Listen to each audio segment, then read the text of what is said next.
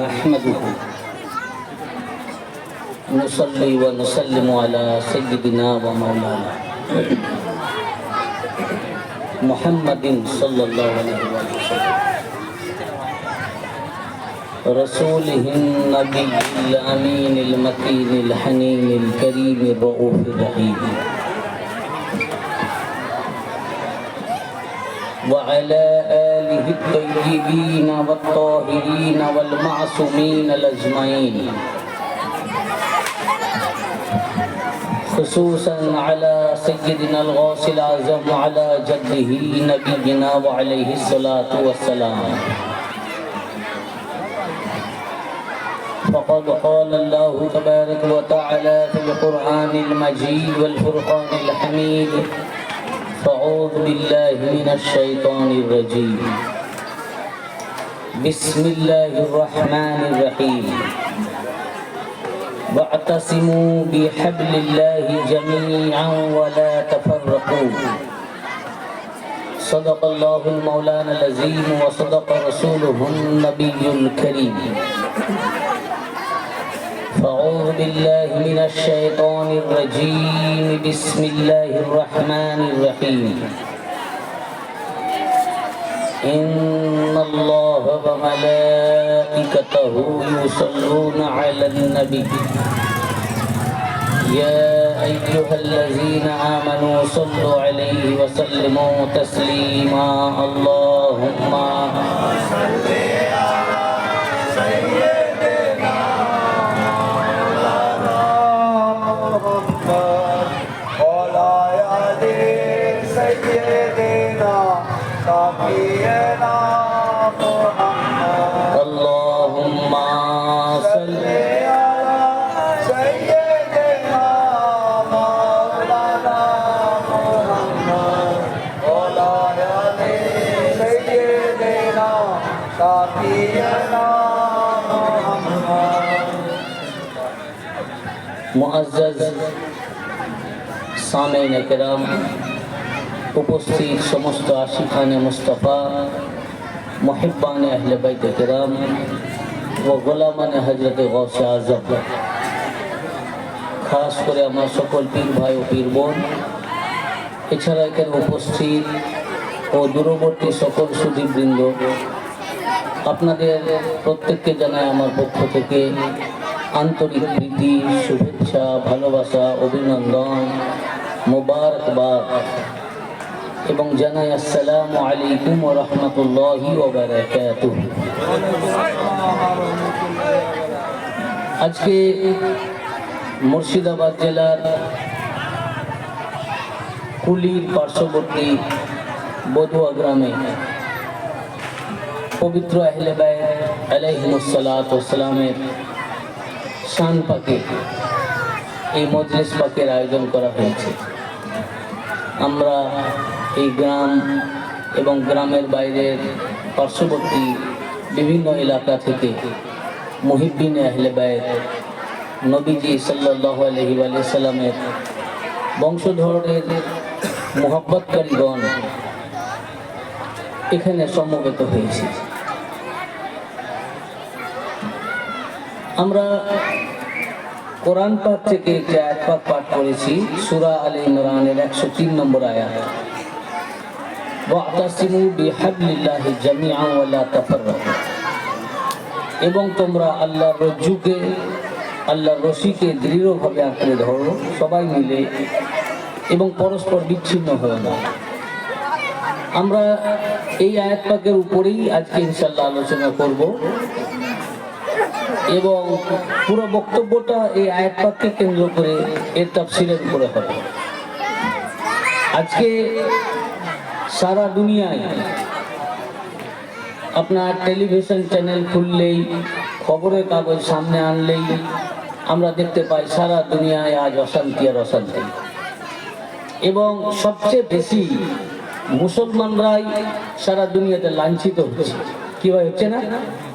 সারা পৃথিবীতে, ভারত শুধু নয়, Bangladesh, Pakistan, Syria, Iraq, Iran, সমস্ত দেশে যত মুসলিম কান্ট্রি বলে আমরা যেগুলোকে জানি সেখানেও আজ সবচেয়ে বেশি মার খাচ্ছে কিন্তু মুসলমান, লাঞ্ছিত হচ্ছে মুসলমান, ছোট হচ্ছে মুসলমান।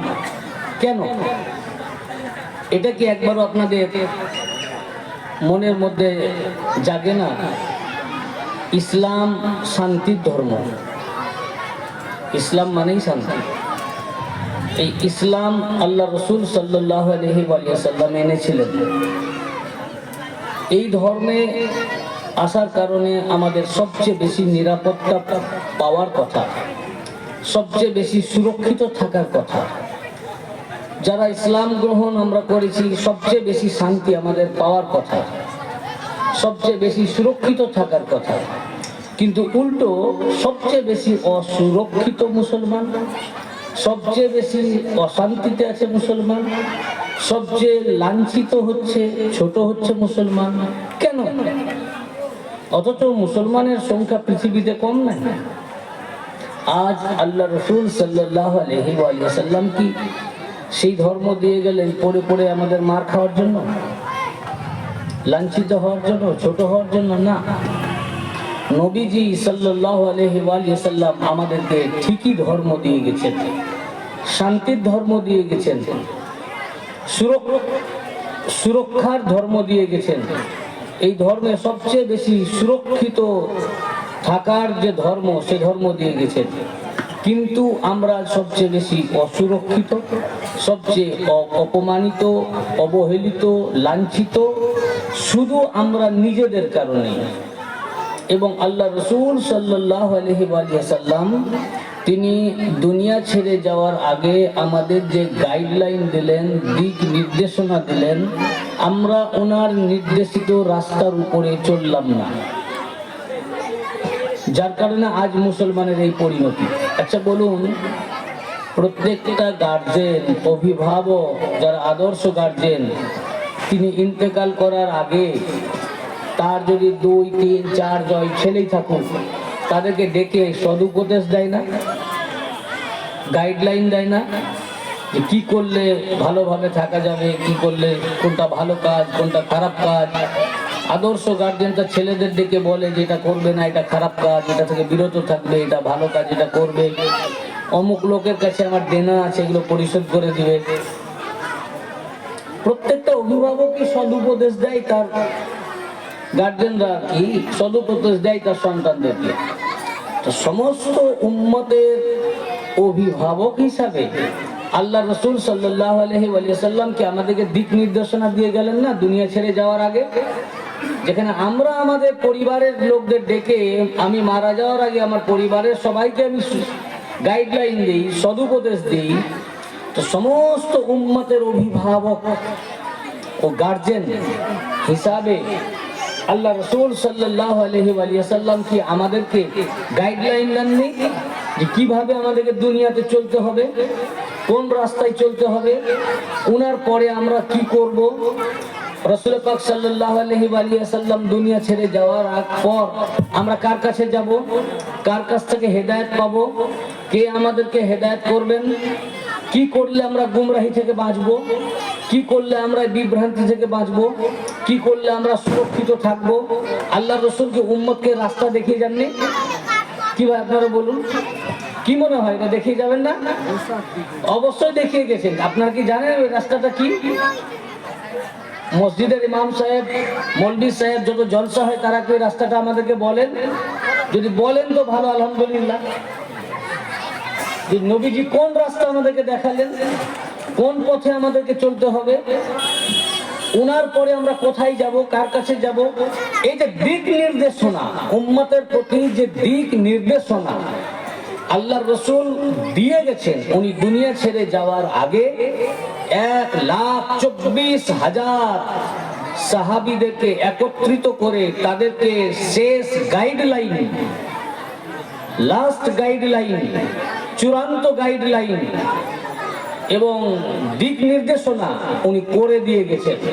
কিন্তু উনি যে দিক নির্দেশনা করলেন, উম্মতকে যে রাস্তা দেখালেন, উম্মত উনার বেসালে হাকের পরে পরেই উনার কথাকে উপেক্ষা করে ভুলে গিয়ে উনার নির্দেশিত রাস্তা থেকে সরে গিয়ে আমরা উম্মতরা নতুন রাস্তা তৈরি করলাম। উনার নির্দেশিত রাস্তায় চললাম না, যার কারণে আজ মুসলমানের এই দুর্গতি। আজ মুসলমান পড়ে পড়ে মার খাচ্ছে, লাঞ্ছিত হচ্ছে, অপমানিত হচ্ছে। আজ আপনারা দেখছেন কত জলিল হচ্ছেন আপনারা, আমরা জলিল হচ্ছি কত। এটা ভেঙে বলার অপেক্ষা রাখে না। এর জন্য দায়ী কেউ নয়, আমরাই দায়ী। আজ উনি যখন ছিলেন, উনি দুনিয়া থেকে যখন গেলেন, দুনিয়া ছেড়ে যাওয়ার আগে উনি যে দিক নির্দেশনা করলেন, যে গাইডলাইন দিলেন, যে রাস্তা দেখালেন, সেই রাস্তায় আমরা, আমাদের পূর্বপুরুষ তো তারা ওই রাস্তায় চলেননি, নতুন তারা একটা রাস্তা বানালেন। হাদিস শরীফে এসছে, আমি ওগুলো আসবো ইনশাআল্লাহ। সহিহ বুখারীতে এসছে, মুসলিম শরীফে এসছে যে নবীজি সাল্লাল্লাহু আলাইহি ওয়াসাল্লামের বেশাল পাকের পরেই আমরা নয়, উনার সহচর তারাই তার রাস্তাকে ছেড়ে দিয়ে ধর্মে নতুনত্ব সৃষ্টি করে এরা মুরতাদ হয়ে গেছে অসংখ্য। আমরা ইনশাআল্লাহ আসবো। উনার জামানায় যারা ছিল, উনার কাছ থেকে যারা শুনেছে, উনার বাণী যারা নিজ কানে শ্রবণ করেছেন, তাদের ভিতর থেকে তারা কিছু উনার নির্দেশিত রাস্তাকে উপেক্ষা করে ধর্মে নতুনত্ব সৃষ্টি করে নতুন রাস্তা বানিয়ে ইসলামকে জাহান্নামের দিকে ঠেলে দিয়েছে। যার কারণে আজকে মুসলমান আজ রাজ করার কথা ছিল, মুসলমানদের রাজ করার কথা ছিল। হুজুর যে ধর্ম দিয়ে গেছিলেন, যে শান্তি দিয়ে গেছিলেন, সারা পৃথিবীতে আজ ইসলাম শুধুমাত্র থাকার কথা ছিল, তাদের রাজ করার কথা ছিল, শান্তিতে থাকার কথা ছিল। কিন্তু নবীজি সাল্লাল্লাহু আলাইহি ওয়াসাল্লামের পর ওনার নির্দেশিত রাস্তায় না চলে নতুন রাস্তা তৈরি করলো। কিভাবে করলো আমরা সব আজকে আমরা বুঝবো। এবং আল্লাহ তাবারক ওয়া তাআলা তিনিও জানেন যে উম্মত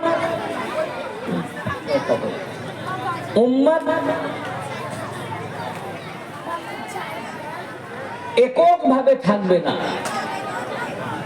মতবিরোধে লিপ্ত হবে, মতান্তর সৃষ্টি করবে এবং বিভিন্ন দল ও বিভিন্ন গ্রুপে তৈরি হবে। এটা আল্লাহ তাআলাও জানেন। যার কারণে আল্লাহ তাআলা কোরআনে আয়াত নাযিল করেছে যে যাতে উম্মতে মুহাম্মাদি তাফাররাকায় বিভক্ত না হয়, বিভিন্ন দলে বিভিন্ন দল এরা তৈরি না করে, বিভিন্ন দলে বিভক্ত এরা যেন না হয়, এরা যেন একটি দল থাকে যে দলের নাম মুসলমান। এটা আল্লাহ চেয়েছেন। আল্লাহ জানেন যে বান্দা উম্মতে মুহাম্মাদি বিভিন্ন দলে বিভক্ত হয়ে যাবে, মতবিরোধে লিপ্ত হবে। যার কারণে আল্লাহ পাক কোরআনে কারীমে সূরা আলে ইমরানের 4 পারা 3 নম্বর সূরা 103 নম্বর আয়াত আল্লাহ পাক ইরশাদ ফরমাচ্ছেন, খুব মনোযোগ দিয়ে শুনবেন, কারণ প্রত্যেকটা কথার ভিতরে ফিলোসফি রয়েছে, লজিক রয়েছে। আর অ্যাটেনশন অন্যদিকে চলে গেলে আপনারা বুঝতে পারবেন না। আল্লাহ পাক 103 নম্বর আয়াত সূরা আলে ইমরানে ইরশাদ ফরমাচ্ছেন, ওয়া'তাসিমু বিহাবলিল্লাহি জামিআন ওয়া লা তাফাররাকু। তোমরা আল্লাহর রশিকে মজবুতির সাথে আঁকড়ে ধরো এবং পরস্পর বিচ্ছিন্ন হইও না। আল্লাহ পাক পরস্পর বিচ্ছিন্ন না হওয়ার কথা কেন বললেন? তার মানে আল্লাহ তাআলা তো আলেমুল গায়েব, ওনার ইলমে রয়েছে যে এরা পরস্পর বিচ্ছিন্ন হবে, এরা পরস্পর বিচ্ছিন্ন হবে। এটা আল্লাহ তাআলার ইলমে রয়েছে যে লা ইলাহা ইল্লাল্লাহু মুহাম্মাদুর রাসূলুল্লাহ সাল্লাল্লাহু আলাইহি ওয়া সাল্লাম, এই কালেমা শরীফ পাঠ করনে ওয়ালারা বিভিন্ন দলে বিচ্ছিন্ন হবে। যদি বিচ্ছিন্ন হওয়ার কোনো কোশ্চেনই না থাকতো তাহলে এই আয়াত আল্লাহ অবতীর্ণ করতেন না। বিভিন্ন দলে বিচ্ছিন্ন হওয়ার প্রশ্ন যদি নাই থাকতো তাহলে আল্লাহ পাক এই আয়াত পাক নাযিল করতেন না। এই আয়াত পাক নাযিল করার অর্থ আল্লাহ জানেন যে রাসূল পাক সাল্লাল্লাহু আলাইহি ওয়া সাল্লামের পরে উম্মত বিভিন্ন দলে, বিভিন্ন ফিরকায়, বিভিন্ন দলে এরা বিচ্ছিন্ন হয়ে পড়বে। যার কারণে আল্লাহ পাক সাবধান বাণী ও হুঁশিয়ারি করলেন এই আয়াত পাকে যে ওয়া'তাসিমু বিহাবলিল্লাহি জামিআ, তোমরা আল্লাহর রশিকে মজবুতির সাথে আঁকড়ে ধরো। কাকে আঁকড়ে ধরো? আল্লাহর রশিকে মজবুতির সাথে আঁকড়ে ধরো। ওয়ালা তাফাররাকু, এবং তোমরা পরস্পর বিচ্ছিন্ন হইও না, পৃথক হয়ে যেও না, একভাবে থাকো। কিভাবে এক থাকবে? এটা আল্লাহ পাক এখানে নির্দেশিকা দিয়েছে। মানুষ উম্মতে মুহাম্মাদি কিভাবে এক থাকবে, একত্রিত কিভাবে হবে, একত্রিত হওয়ার জন্য তো তরিকা দরকার। কিভাবে হবে এখানে আল্লাহ বলেছেন ওয়াতাসিমু বিহাবলিল্লাহ। আল্লাহর একটি রশি আছে, আল্লাহ পাক বলছেন যে আল্লাহর রশি, হাবলিল্লাহ, আল্লাহর একটা রশি, এই রশিকে তোমরা সবাই মিলে আঁকড়ে ধরো।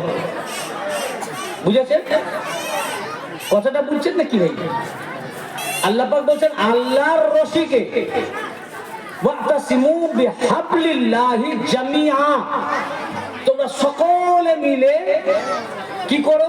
আল্লাহর রশিকে বা আল্লাহর দড়িকে আঁকড়ে ধরো সবাই মিলে।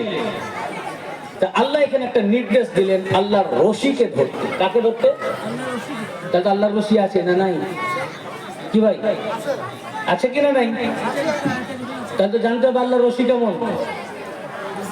আল্লাহ তো রশি ধরতে বললেন, কিন্তু রশি কোথায় আছে, রশিটা কি, এটাই যদি না জানেন তো ধরবেন কিভাবে?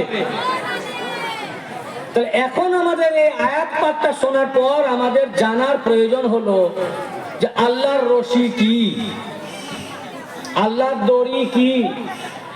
রশি বা দড়ি, রশি বোঝেন তো? তো আল্লাহর রশি কি, আল্লাহর দড়ি কি, তবেই তো ধরবো। আমাদের এই যে দোকানে যে বিক্রি হয় রশি, ওই রশি তো নয়, ওটা কি আল্লাহর রশি? আল্লাহ যেমন, আল্লাহর যেমন শান, আল্লাহর রশিও সেই শান মোতাবেক হবে। এই রশিগুলো আমাদের, এই রশিগুলো তো আল্লাহ যেমন নূর, আল্লাহর রশিও হবে নূর, আল্লাহর শান মোতাবেক হবে। কি বুঝেছেন না? বুঝেন নাই? আল্লাহর রশি আল্লাহর শান মোতাবেক হবে। তো এখন আমাদের জানার প্রয়োজন হলো আল্লাহ পাক এখানে অর্ডার করলেন, হুকুম করলেন, নির্দেশ দিলেন, গাইডলাইন দিলেন যে তোমরা আল্লাহর রশিকে ধরো। তো এখন আমাদের জানার প্রয়োজন হলো যে আল্লাহর রশি কি। আল্লাহর রশি যদি না জানি তাহলে আল্লাহ যেটা ধরতে বললেন যাতে তোমরা পরস্পর পৃথক হয়ে যেও না, একত্রিত ভাবে রশিটাকে সবাই মিলে ধরো। সবাই মিলে যদি রশিটাকে আমরা ধরি তাহলে আমরা পৃথক হব না। তো রশিটা কি? আমরা যে রশি, দুনিয়াতে যে রশি বা দড়ি, মোটা দড়িকে রশি বলে, তাই তো না? কি না, আমারও ভুল হতে পারে, আমার চাইতে আপনারা বেশি ভালো জানেন। মোটা দড়িকে রশি বলে বোঝায়। গাড়ি কষে না, ওটা কি? রশি। ওটাও দড়ি, মানে দড়ি, মোটা দড়িকে রশি বলে। দেখেন রশি শব্দ এসছে হাবলুল্লাহ। আচ্ছা ভাই, আল্লাহ বলতে পারতেন তো যে আল্লাহর একটা রড আছে, ওই রডটাকে ধরো। আল্লাহর একটা শিক আছে, সেই শিকটাকে ধরো। আল্লাহর একটা আশা আছে বা লাঠি, আল্লাহর এই লাঠিটাকে তোমরা সবাই মিলে ধরো, বিচ্ছিন্ন হয় না, আল্লাহর লাঠিকে ধরো। কিন্তু এ কোরআনে না লাঠি এসছে, না রড এসছে, না শিক এসছে, এসছে দড়ি বা রশি, মোটা দড়ি। এখন আমরা আগে এখন অ্যানালাইসিস করব যে রশিটা কি জিনিস। আমরা যে রশি ইউজ করি, আল্লাহর রশি পরে আসছি, আমরা যে রশি ব্যবহার করি এটা কি? প্রথমত এই রশিটা হয় পাট থেকে মনে হয় নাকি? দড়ি বা রশিটা কি থেকে হয়? এখন পরবর্তীতে আরো বিভিন্ন হয়ে গেছে, নাইলন থেকে হয়েছে, আবার রশি হয়েছে, আর এখন তারের সেটাও হয়েছে। কিন্তু এর মূল হচ্ছে রুট, প্রথম রশি হচ্ছে পাট থেকে। পাট থেকে কিভাবে রশি হয়েছে? পাটকে পাকিয়ে, না আপনারাই তো করেন নাকি? কিভাবে? এইভাবে। আচ্ছা, পাটকে আপনি ভাই পাকালেন, পাকানোর পর ওইদিকে গিট দিলেন, এইদিকে গিট দিয়ে দিলেন, তা দড়ি হয়ে গেল? থাকবে? পাটটা থাকবে? বলুন ভাই আপনারা, আপনাদের কাছে একটু আমিও শিখি, কেন আপনারা এগুলো বেশি ভালো জানেন। একটা পাটকে ইনাকে বললেন মনের ভাই যদি আপনি ধরেন, আমিও ধরি, দুজনে পাকালাম, পাকিয়ে দুই দিকে গিট দিয়ে দিলাম, ছেড়ে দিলাম, ও পাটটা কি থাকবে? দড়ি হবে? সবাই বলুন, হবে না? কি করতে হবে? একটাকে পাকাতে হবে। আপনারা যেটা করেন, আমি ছোটবেলায় দেখেছি করতে, এই জন্য আমার এই অভিজ্ঞতাটা আছে। ছোটবেলায় আমি দেখেছি করা। আবার এক ধরনের কি ওটাকে বলে, এই উপরে দড়ি বেঁধে দেয়, ঘুরে কি বলে, ও ঢেরা। হ্যাঁ, ওইটা দিয়েও করা হয়। যাক, তো ওইভাবে আগে পাকালেন, আমি ছোটভাবেই বলি। একটা পাকানো হলো, যে ওটাকে ধরে রাখলেন, আর একটাকে পাকালেন।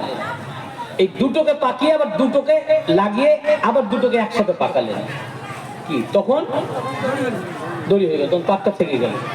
দুই দিকে গিট মারারও দরকার আর হবে না। এই দড়িটা এত শক্ত হয়ে গেল যে একে অপরকে আর খুলতেও পারবেন না।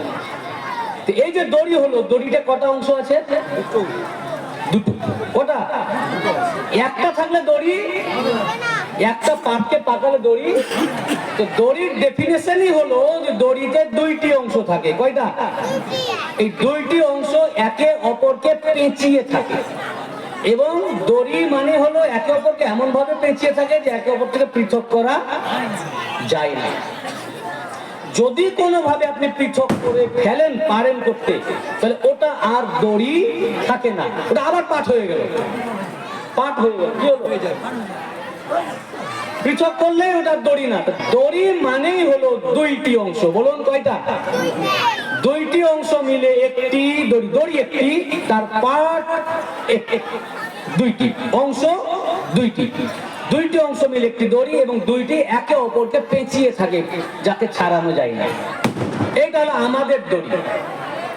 আল্লাহর দড়ি কেমন? তাহলে কি আল্লাহ এই পাট দিয়ে দড়ি বানিয়েছেন যে আসমান থেকে ছেড়ে দিয়েছেন, জমিনে ঝুলছে, আপনারা ওটাকে ধরবেন? এটা তো আল্লাহর শানের খেলা।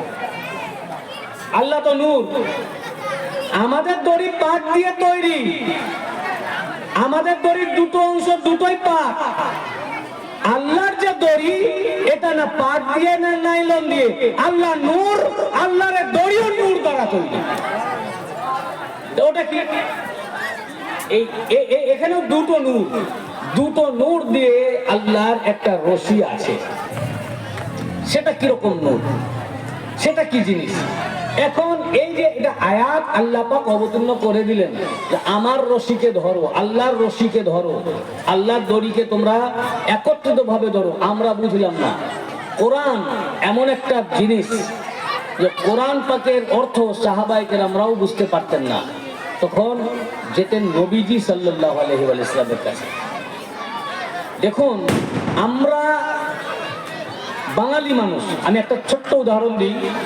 আমরা বাঙালি, আমার মাতৃভাষা বাংলা, কিন্তু আমরা স্কুল কলেজে যখন পড়েছি তো বাংলা সাবজেক্ট ছিল, ইংরেজি ছিল, অঙ্ক ছিল, সবই ছিল। তার মধ্যে বাংলা একটা সাবজেক্ট ছিল, এখনো আছে।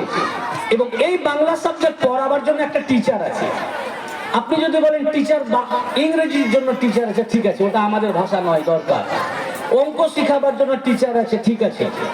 ইতিহাস পড়াবার জন্য টিচার আছে, ঠিক আছে। বাংলা তো আমার মাতৃভাষা, নিজের ল্যাঙ্গুয়েজ, তাহলে এর জন্য টিচার কি দরকার? আমি তো নিজেই পড়তে পারবো। শুধু 50,000 60,000 এত বেতন দিয়ে শিক্ষক রাখার কি দরকার? বাংলাটা তো এমনি একটা বই রেখে দিলেই হয়, এটা নিজেই পারবে। কিন্তু নিজে পারবে? আমরা তো পারি না, টিচার লাগে। দেখুন, আমি এখনই আপনাদের সামনে আমি বাংলা বলছি, যেটা আমি নিজেও পড়েছিলাম মাধ্যমিকে। এই যে ভাব সম্প্রসারণ রবীন্দ্রনাথ ঠাকুরের, বহুদিন ধরে বহু পদ জোরে বহু ব্যয় করে দেখিতে গিয়েছি পর্বতমালা, দেখিতে গিয়েছি সিন্ধু, দেখা হয় নাই ঘর হইতে এক পা ফেলিয়া একটি ঘাসের শীষের উপর একটি শিশির বিন্দু। কিছু বুঝলেন? এটা 6 লাইন মধ্যে। হ্যাঁ, বুঝেছেন। যারা গ্র্যাজুয়েশন করেছেন বা বাংলার আছেন, পড়েছেন, তারা বুঝেছেন। যারা পড়েননি বুঝতে পারলেন না। কিন্তু এটা আমি ইংরেজি বলিনি, বাংলাই বলেছি। রবীন্দ্রনাথ ঠাকুরের লেখা। আবার 2 লাইন বলছি, বেশি না, 2 লাইন। শৈবাল দিঘিরে বলে উচ্চ করে শির, লিখে রাখো এক ফোঁটা দিলেন শিশির। কি পড়েছেন আপনারা? 9 10-এ আমরা পড়েছি, আমি নিজে পড়েছি। 9 10-এ ভাব সম্প্রসারণ ছিল। এই যে 2 লাইন, শৈবাল দিঘিরে বলে উচ্চ করে শির, লিখে রাখো এক ফোঁটা দিলেন শিশির। কি বুঝলেন বলেন? কিন্তু বাংলা তো, এটা ইংরেজি নয়, আরবিও নয়। বাংলা হওয়ার পরেও আমার মাতৃভাষা আমি কিছু বুঝতে পারছি না। আমিও যখন পড়ছিলাম ক্লাস 10-এ, যখন এই ভাব সম্প্রসারণ হলো, কিছু বুঝলাম না। শিক্ষক মশাই যখন বুঝিয়ে দিলেন আমাকে বা আপনাকে, তখন আপনি এই 2 লাইন থেকে 2 পাতা লিখে দিলেন এর ভাব সম্প্রসারণ ব্যাখ্যা। শিক্ষক মশাই কি করে পেলেন? তিনিও যখন ছাত্র ছিলেন উনিও বই পড়ে বুঝতে পারেননি, উনাকে ওনার শিক্ষক বুঝিয়েছে, তাকে তার শিক্ষক বুঝিয়েছে, তাকে তার শিক্ষক বুঝিয়েছে। এইভাবে এই 2 লাইনের যে ফিলোসফি, যে থট, এটা এসছে এর লেখক রবীন্দ্রনাথ ঠাকুর থেকে।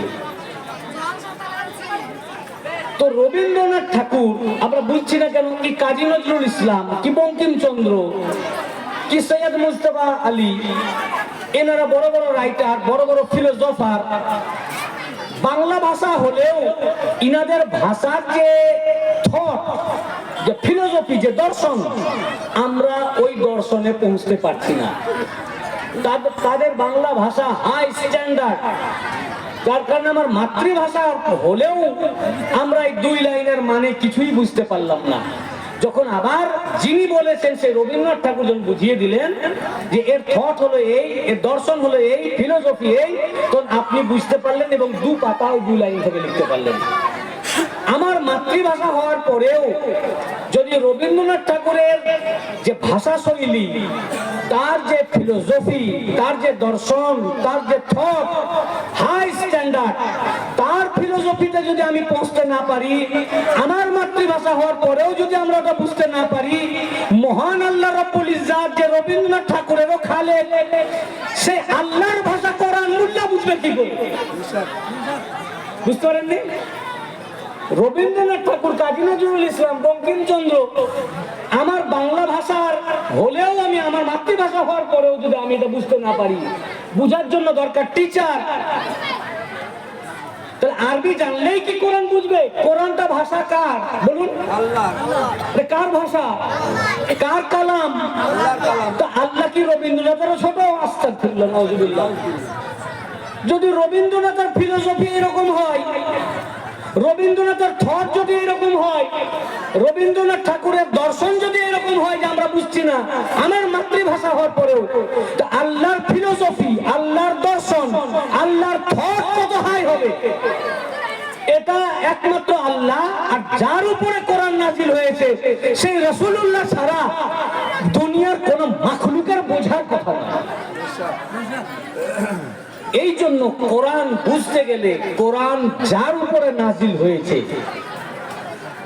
তার কাছে যেতে হবে। রাসূল পাক সাল্লাল্লাহু আলাইহি ওয়াসাল্লামকে থট নিতে হবে। মৌলভী সাহেবকে বলবেন মৌলভী দড়ির মানে খুঁজে আর পাবে না, যে তাই তো আল্লাহর দড়িটা কেমন, আল্লাহর দড়ি কেমন কেমন আরবি জানলে কি আল্লাহর দড়ি কেমন বুঝবে নাকি? এই থট আল্লাহ মহান প্রেমিক, তার মহান প্রেমিক জনাবে মুহাম্মদুর রাসূলুল্লাহ সাল্লাল্লাহু আলাইহি ওয়াসাল্লাম, উনার উপরে এই আয়াত নাজিল করেছেন, এই কোরআন নাজিল করেছেন। যিনি নাজিল করেছেন সেই আল্লাহ জানেন, যার উপরে নাজিল করেছেন তিনি মুহাম্মদে মুস্তাফা জানেন সাল্লাল্লাহু আলাইহি ওয়াসাল্লাম। যার কারণে কোরআন থেকে এর শানে নুজুল, তাফসীর মোল্লা থেকে নেবেন তো আপনি পথভ্রষ্ট হবেন। কি হবেন? পথভ্রষ্ট। কোরআন বুঝতে গেলে কোরআন যার উপরে নাজিল হয়েছে রাসূলুল্লাহ থেকে নিতে হবে, রাসূল পাক সাল্লাল্লাহু আলাইহি ওয়াসাল্লাম থেকে নিতে হবে। কাজে এই আয়াতের মানে যখন আমরা বুঝলাম না, নবীজিকে জিজ্ঞাসা করুন, ইয়া রাসূলুল্লাহ এই আয়াতের মানে কি? আল্লাহর রাসূল যে বললেন যে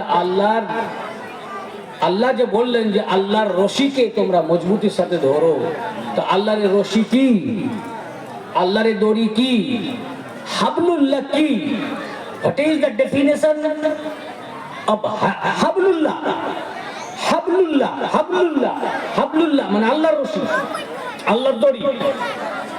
এটা কি? এইটার উপরে প্রথমে আমি তিরমিজি শরীফ থেকে দলিল দিই। কোথা থেকে? তিরমিজি শরীফ, দারুল উলুম দেওবন্দ, দেওবন্দের ছাপা। কোথাকার ছাপা? দেওবন্দের ছাপা, 220 পৃষ্ঠা। কত পৃষ্ঠা?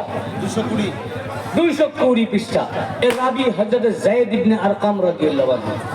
দেখি এই হাদিসের মধ্যে হাবলুল্লাহ আছে কি? কোরআনে হাবলুল্লাহ আল্লাহ বলেছেন, এখন এই হাবলুল্লাহর ব্যাখ্যা রাসূলুল্লাহ কি বলছেন সাল্লাল্লাহু আলাইহি ওয়াসাল্লাম। তিরমিজি শরীফ সমস্ত ভারতবর্ষের মাদ্রাসায় বেরেলভি, দেওবন্দি, ওয়াহাবি, লামাজাবি, জামাত ইসলামী, তাবলীগ জামাত, শিয়া ভাইদের মাদ্রাসা ছাড়া সকল মাদ্রাসায় বেশিরভাগই যে ছাপা বই পড়ানো হয় ওটা দেওবন্দের ছাপা। রাশেদি প্রিন্ট বা থানভি প্রিন্ট বা দেওবন্দ প্রিন্ট, তিনটার প্রিন্টের পৃষ্ঠায় এক। দেওবন্দ প্রিন্টের 200 কত বললাম 20 পৃষ্ঠা, পেজ নাম্বার 220।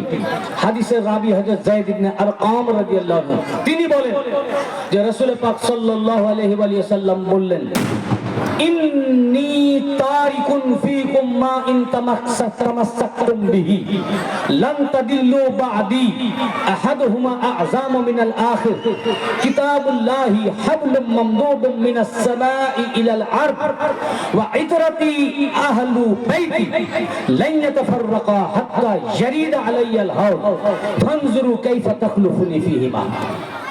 হাদিস শরীফ কি তরজমা।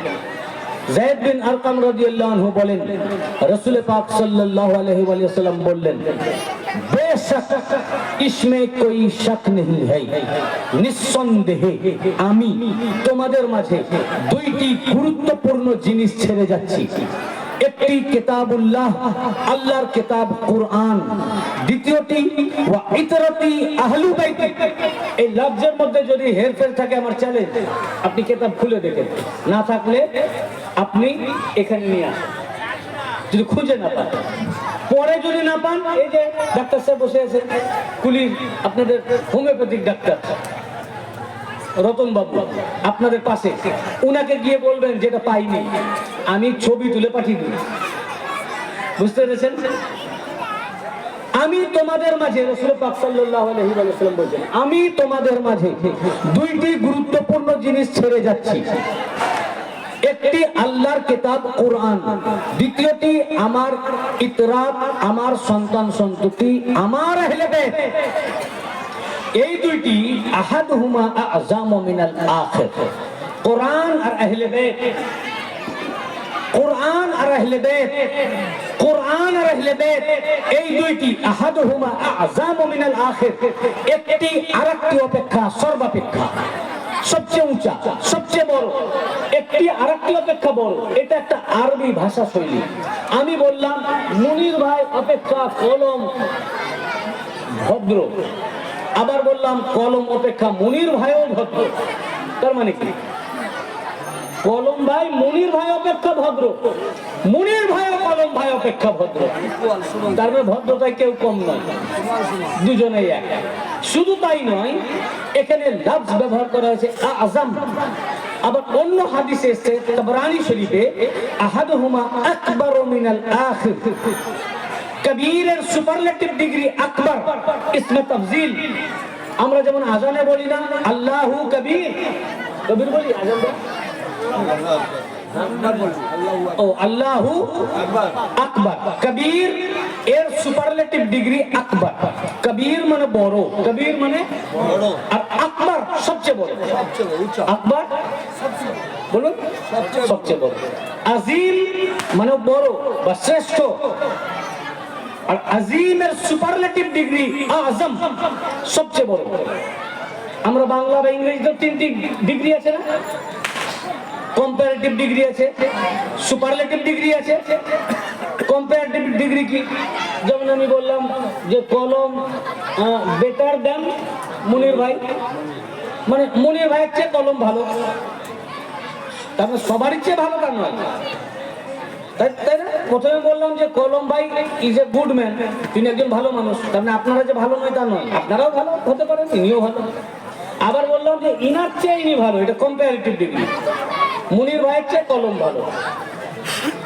তো মুনির ভাইয়ের চেয়ে ইনি ভালো, সবারই চেয়ে যে ভালো তা বলছি না। এবার আমি বললাম Kalam is the best man in this মজলিস, এই মজলিসের মধ্যে সবচেয়ে উত্তম ব্যক্তি, ভালো মানুষ হলেন কলম। তার মানে কি? ইনার চেয়ে ভালো এই মজলিসে কেউ নাই। এটা হচ্ছে সুপারলেটিভ ডিগ্রি। তো আরবিতেও আযম, এটা হচ্ছে সুপারলেটিভ ডিগ্রি, ইসমে তাফজিল বলে আরবিতে। তো আজিমের সুপারলেটিভ ডিগ্রি আজম, কবিরের সুপারলেটিভ ডিগ্রি আকবার। কবির মানে বড়, আকবার সবচেয়ে বড়, আজিম মানে বড় বা শ্রেষ্ঠ, তার সুপারলেটিভ ডিগ্রি আজম। তো আল্লাহ পাক বলছেন, না আল্লাহ রাসূল বলছেন, আহাদুহুমা আযমু মিনাল আখির। কোরআন আর আহলে বাইত এই দুটির মধ্যে একটি আরেকটি অপেক্ষা আযম, সবচেয়ে উঁচা, সবচেয়ে বড়, সবচেয়ে শ্রেষ্ঠ। অর্থাৎ কোরআনও আযম, আহলে বাইত পাকও বলুন, কোরআনও আযম, আহলে বাইত পাকও আযম। অর্থাৎ কোরআন শ্রেষ্ঠত্বে, বড়ত্বে সবচেয়ে উঁচাই, সুপারলেটিভ ডিগ্রি মানে যার পরে কোনো উঁচু নাই, সবচেয়ে উঁচু। আহলে বাইত পাকও উচ্চতায়, বড়ত্বে সবচেয়ে উঁচু, যার পর কোনো জায়গা নাই। অর্থাৎ উচ্চতায় কোরআন আর আহলে বাইত টপ লেভেলে, যার পর কোনো উচ্চতা নাই, দুটাই বরাবর। এরপর বললেন হাবলুম মামদুদুম মিনাস সামাই ইলাল আরদ। এই যে আল্লাহ তাআলা বললেন ওয়া আতাসিমু বিহাবলিল্লাহ, হাবলিল্লাহ, হাবলিল্লাহ, আল্লাহর হাবলকে, আল্লাহর রশিকে মজবুতির সাথে ধরো। আল্লাহর রাসূল বলছেন এই কোরআন আর আহলে বাইত হাবলুম মামদুদুম মিনাস সামাই ইলাল আরদ, কোরআন আর আহলে বাইত আসমান থেকে জমিন পর্যন্ত বিস্তৃত একটি রশি, একটা রশি, আসমান থেকে জমিন পর্যন্ত বিস্তৃত রশি। হাবলুল্লাহ, হাবলুল্লাহ কোরআন আর আহলে বাইত। এবং বললেন লা ইয়াতাফাররাকা হাত্তা ইয়ারিদা আলাইয়াল হাউল, কোরআন আর আহলে বাইত এই দুটো মিশে এমন ভাবে রশি তৈরি হয়েছে, লা ইয়াতাফাররাকা হাত্তা ইয়ারিদা আলাইয়াল হাউল, এই কোরআন আর আহলে বাইত কখনোই একে অপর থেকে পৃথক হবেন না, এমনকি কিয়ামতের দিনে হাউজে কাউসারে আমার সাথে একত্রিত ভাবে মিলিত হবেন, একসাথে এসে। অর্থাৎ কিয়ামতটা কোরআন আহলে বাইতের সাথে থাকবে, আহলে বাইত বা কোরআনের সাথে থাকবেন। কখনোই কোরআন আর আহলে বাইত একে অপর থেকে পৃথক হবেন না। না কোরআন থেকে আহলে বাইতকে পৃথক করা সম্ভব, না আহলে বাইত থেকে কোরআনকে পৃথক করা সম্ভব। কোরআন থেকে মুল্লা আলাদা হয়ে যেতে পারে, কোরআন থেকে হাফেজ আলাদা হয়ে যেতে পারে, কোরআন থেকে মৌলানা আলাদা হয়ে যেতে পারে, মৌলবি আলাদা হয়ে যেতে পারে, পীর সাহেব আলাদা হতে পারে, কিন্তু কিয়ামতটা কোরআন থেকে আহলে বাইত আলাদা হবে না, আহলে বাইত থেকে কোরআন আলাদা হবে। কিয়ামত পর্যন্ত কোরআন আহলে বাইত পাকের সাথে থাকবে, আহলে বাইত পাক কোরআন পাকের সাথে থাকবে। লা ইয়াতাফাররাকা হাত্তা ইয়ারিদা আলাইয়াল হাউল, কোরআন আর আহলে বাইত মিশে যে হাবলুল্লাহ, হাবলুল্লাহ আল্লাহর যে রশি তৈরি হলো, এটা কখনোই একে অপর থেকে পৃথক হবে না। অতএব যেহেতু কিয়ামতটা এটা আল্লাহর রাসূলের বাণী, কোরআন আহলে বাইত পাকের সাথে থাকবে, আহলে বাইত কোরআনের সাথে থাকবে। তো কোরআন অনুযায়ী যদি চলতে হয়, মাসালা মাসাইল জানতে হয়, কোরআনের রাস্তায় চলতে হয়, একমাত্র আহলে বাইতকে আঁকড়ে ধরতে হবে। আহলে বাইত ছাড়া কোরআনের সাথে চলা সম্ভব নয়। লা ইয়াতাফাররাকা হাত্তা ইয়ারিদা আলাইয়াল হাউল ফানজুরু কাইফা তাখলুফুনি ফিহিমা। অতএব আমার দেখার বিষয়, আমি যে তোমাদের মাঝে দুটো জিনিস রেখে গেলাম, কোরআন আর আমার আহলে বাইত, আমি চলে যাওয়ার পর তোমরা এই দুই বস্তুর সাথে কি ব্যবহার করো। অর্থাৎ কিয়ামতের দিনে তো আমি তো তোমাদের মাঝে কোরআন পাক আর আমার আহলে বাইত রেখে গেলাম, আমি আর আসবো না। কিয়ামতের দিনে তোমরা আমার সামনে হবে, সেই দিন দেখে নিব, সেই দিন সওয়াল করব, আমি যে তোমাদের মাঝে দুটো জিনিস রেখে গেছিলাম, কোরআন আর আমার আহলে বাইত, এই দুটোর সাথে তোমরা কি ব্যবহার করেছো। এই হাদিস আমি আরো আসছি, আগে এই হাদিস অ্যানালাইসিস করি। এই হাদিস পাকের মধ্যে রাসূল পাক সাল্লাল্লাহু আলাইহি ওয়াসাল্লাম বললেন কোরআন আর আহলে বাইত হাবলুম মামদুদুম মিনাস সামাই ইলাল আরদ, আসমান থেকে জমিন পর্যন্ত বিস্তৃত রশি হচ্ছেন কোরআন আর আহলে বাইত। তাহলে হাবলুল্লাহ কি ভাই? কোরআন আর, বলুন কোরআন আর, তো কোরআন নূর, আহলে বাইত পাকও কোরআন ও নূর, আহলে বাইত পাকও নূর। এই দুটি দিয়ে যে রশি, আমাদের রশি পাট দিয়ে তৈরি, আমাদের রশি আর আল্লাহর যে রশি হাবলুল্লাহ, এটা দুই নূর দিয়ে তৈরি। এক নূরের নাম কোরআন, আরেকটি নূরের নাম নবীজির আহলে বাইত, ঘরানা, বংশধর, খানদান, ডিসেন্ডেন্ট, সন্তান সন্ততি, औलाद, আলী, ফাতিমা, হাসান, হুসাইন, হুজুর গৌসবা, এনারা সব আহলে বাইত। আহলে বাইত কাকে বলে? আলী, ফাতিমা, হাসান, হুসাইন আলাইহিস সালাম, मौला अली अहले बैत, फातिमातुज ज़हरा अलैहिस्सलाम अहले बैत, इमाम हसन अलैहिस्सलाम अहले बैत, इमाम हुसैन अलैहिस्सलाम अहले बैत, इमाम ज़ैनुल आबिदीन अलैहिस्सलाम अहले बैत, इमाम बाक़िर अलैहिस्सलाम अहले बैत, इमाम जाफर अस-सादिक़ अलैहिस्सलाम अहले बैत, इमाम मूसा काज़िम अलैहिस्सलाम अहले बैत, इमाम अली रिज़ा अलैहिस्सलाम अहले बैत, इमाम नकी अलैहिस्सलाम अहले बैत, इमाम तकी अलैहिस्सलाम अहले बैत, इमाम हसन अल अस्कारी अलैहिस्सलाम अहले बैत, इमाम महदी अलैहिस्सलाम अहले बैत, इमाम हसन अलैहिस्सलामेर ছেলে শাহজাদা হাসানে মুসান্না अलैहिस्सलाम अहले बैत, তার শাহজাদা আব্দুল্লাহ আল মাহাদ अलैहिस्सलाम अहले बैत, इमाम हसन अलैहिस्सलामेर औलाद থেকে হুজুর গৌসে পাক পিরানে পীর মিরানে মীর দস্তগীর রওশন জমির গৌসুল আজম শেখ মুহিউদ্দিন আব্দুল কাদের জিলানী अलैहिस्सलाम अहले बैत, गौस पाकेर শাহজাদা अहले बैत, কিয়ামত পর্যন্ত এই আলী ও ফাতেমার মাধ্যমে যত ঔলাদ আসবেন সব আহলে बैत। আর আল্লাহ রাসূল বললেন কোরআন আর আহলে बैत এই আল্লাহর রশি হাবলুল্লাহ, আসমান থেকে জমিন পর্যন্ত বিস্তৃত একটি রশি কোরআন আর আহলে बैत। তো আমরা দুনিয়াতে যে রশি তৈরি করি এটা পাট দ্বারা, আর আল্লাহর যেটা রশি এটা পাট নয়, আল্লাহর দুই নূর দ্বারা। কয় নূর দ্বারা? এক নূরের নাম কি বলুন? কোরআন। এক নূরের নাম কোরআন, আর একটা নূরের নাম এই কোরআন আর আহলে बैत। রাসূল পাকে আয়াত পাকে ব্যাখ্যা দিলেন কোরআন এই দুটি মিলে একটি আল্লাহর রশি হাবলুল্লাহ। আর আল্লাহ তাআলা কোরআন পাকে বললেন ওয়াতাসিমু বিহাবলিল্লাহি জামিয়া, তোমরা আল্লাহর রশিকে আল্লাহর দড়িকে অর্থাৎ কোরআন আর আহলে बैतকে মজবুতির সাথে আঁকড়ে ধরো। রাসূল পাক বললেন মাইন তামাসসাকতুম বিহি, যদি এই রশিকে কোরআন আর আমার আহলে बैत পাককে যদি আঁকড়ে ধরে থাকতে পারো লান তাদিল্লু বাদি, আমার পর তোমরা কখনো পথভ্রষ্ট হবে না, আমার পর তোমরা কখনো। তো রাসূল পাক বলেছেন যে আমি দুটো জিনিস রেখে গেলাম, একটি কোরআন একটি আমার আহলে बैत, এই দুটোকে তোমরা আঁকড়ে ধরলে লান তাদিল্লু বাদি, আমার পর তোমরা পথভ্রষ্ট হবে না। তাহলে আমরা যদি আজ ওনার পরে কোরআনের সাথে আহলে बैतকে সারা বিশ্বের মুসলমান বা মানব জাতি যদি আমরা আঁকড়ে ধরতাম তাহলে আমরা পথভ্রষ্ট হতাম না, একটি দল থাকতাম, ৭৩ দলে বিভক্ত হতাম না। আমি ব্যাখ্যা করার আগে এই আয়াতের তাফসীর গুলো পর শুনিয়ে দিই। এই আয়াতের তাফসীরে ওয়াতাসিমু বিহাবলিল্লাহি জামিয়া ওয়ালা তাফাররাকু, এই আয়াত পাকের তাফসীরে আল্লামা জালালউদ্দিন সুয়ুতী, আল্লামা জালালউদ্দিন সুয়ুতী তার বিখ্যাত তাফসীর গ্রন্থ তাফসীর আব্দুরুল মনসুর মিশরের ছাপা তৃতীয়তম খণ্ডের 710 পৃষ্ঠা কায়রো প্রিন্ট।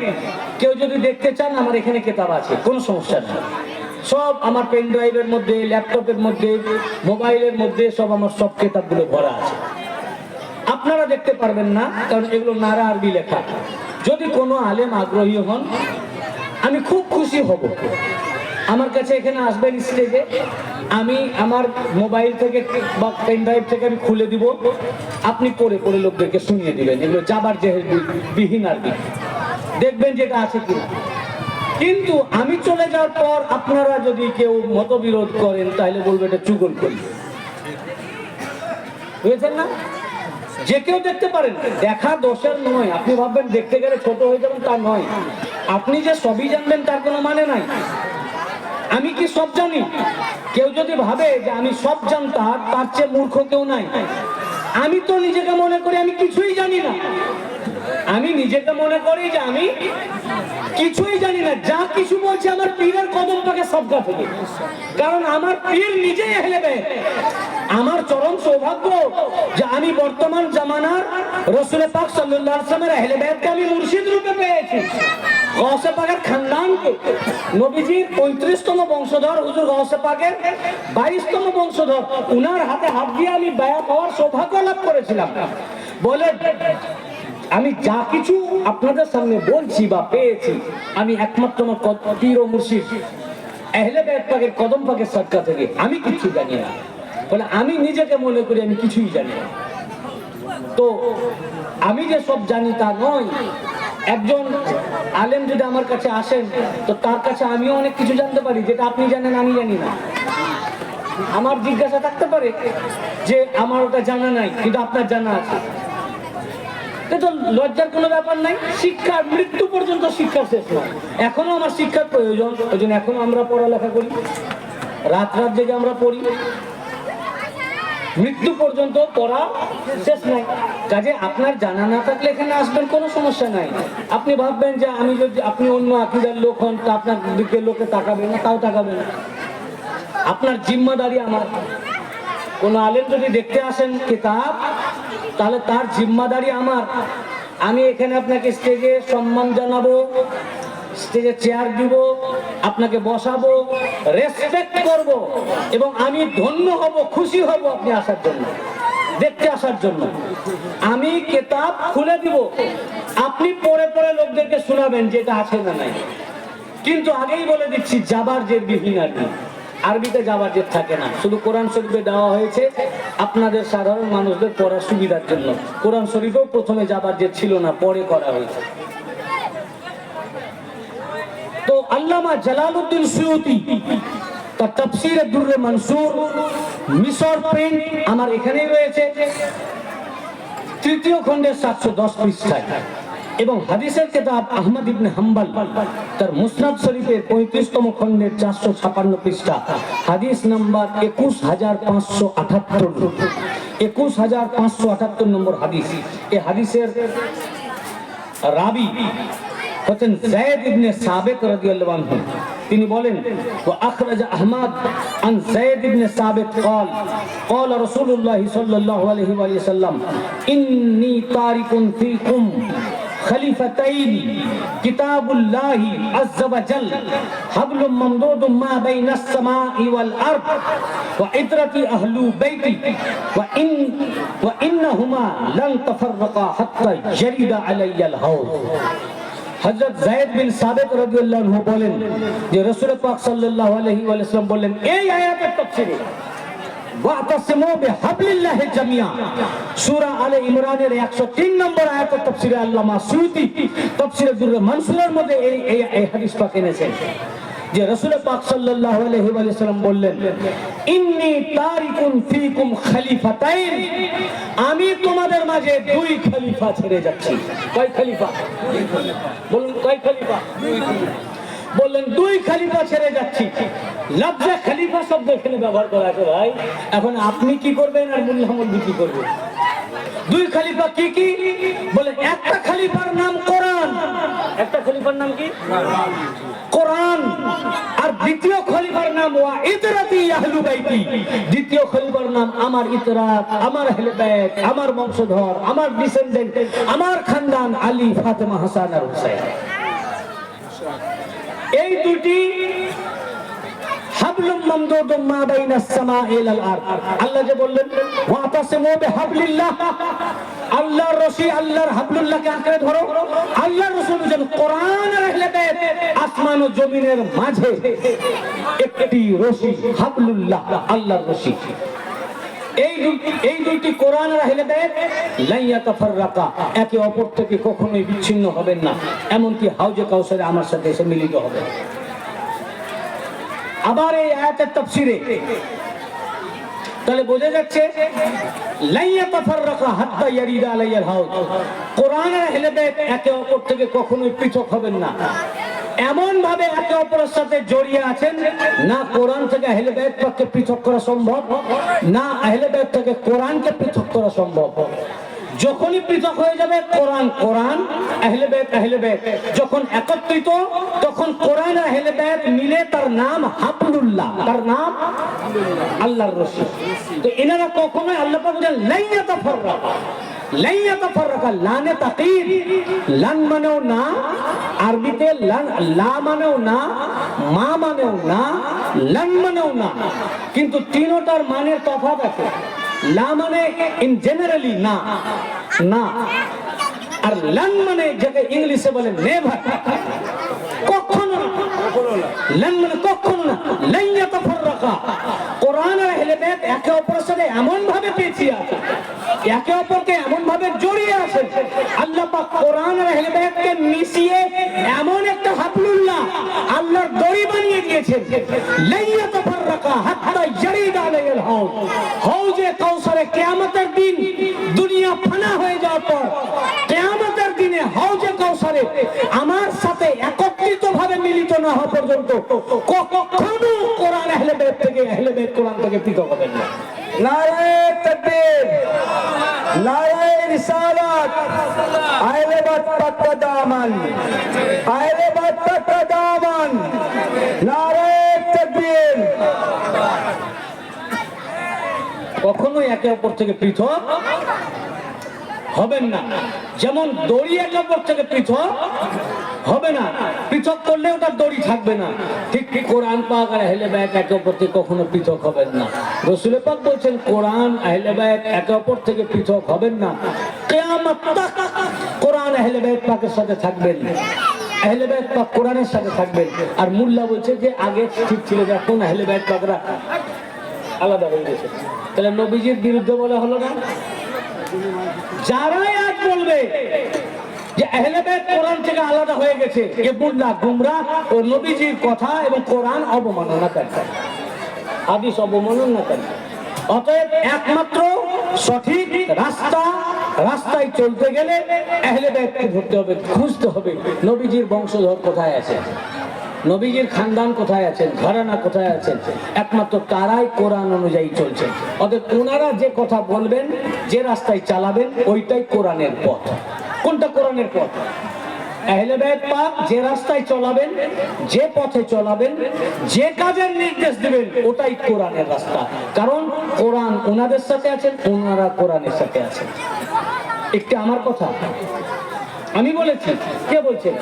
রাসূল পাক সাল্লাল্লাহু আলাইহি ওয়াসাল্লাম বলেছেন। আবার এই আয়াতের তাফসীরে আল্লামা জালালউদ্দিন সুয়ুতী তাফসীরে দুররে মানসুর মিশর প্রিন্টের ৩য়তম খণ্ডের ৭১০ থেকে ৭১১ পৃষ্ঠায় এবং ইমাম তাবরানী হাদিস নাম্বার 2681 এর মধ্যে যায়েদ ইবনে আরকাম রাদিয়াল্লাহু আনহু থেকে বর্ণনা করেন।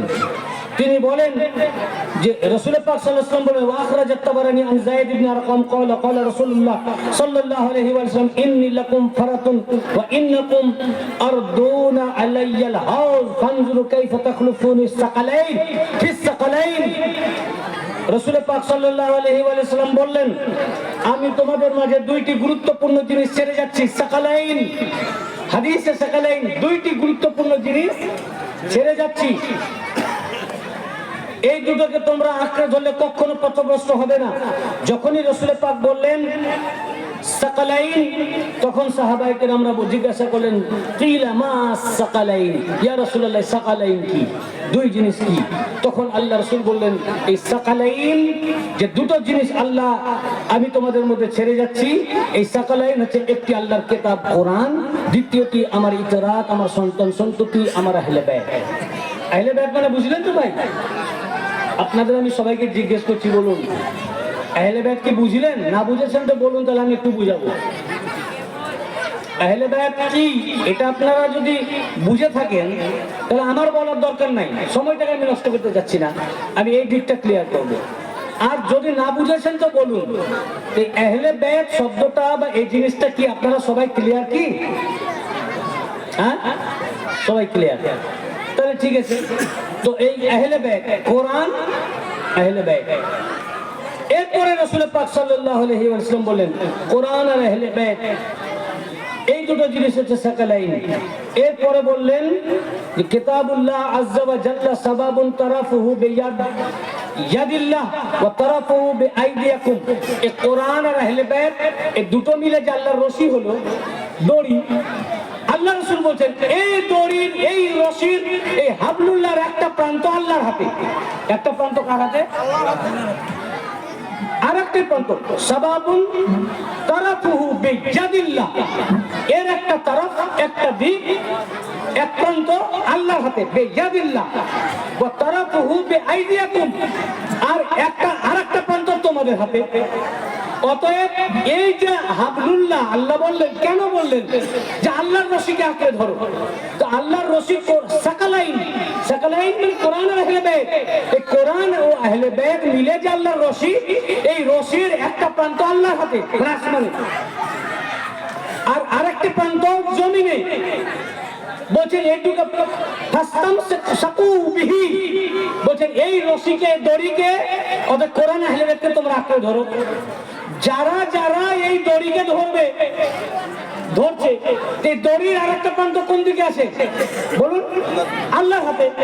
যারা যারা এই দড়িকে ধরবে তারা আল্লাহ তাক পৌঁছাবে, যারা এই দড়ি ধরবে না ও পিছলে পড়ে যাবে, ও আল্লাহর কাছে পৌঁছাবে। নারায়ে তাকবীর, নারায়ে তাকবীর, নারায়ে রিসালাত, নারায়ে রিসালাত, নারায়ে হায়দারি, নারায়ে হায়দারি, নারায়ে তাকবীর।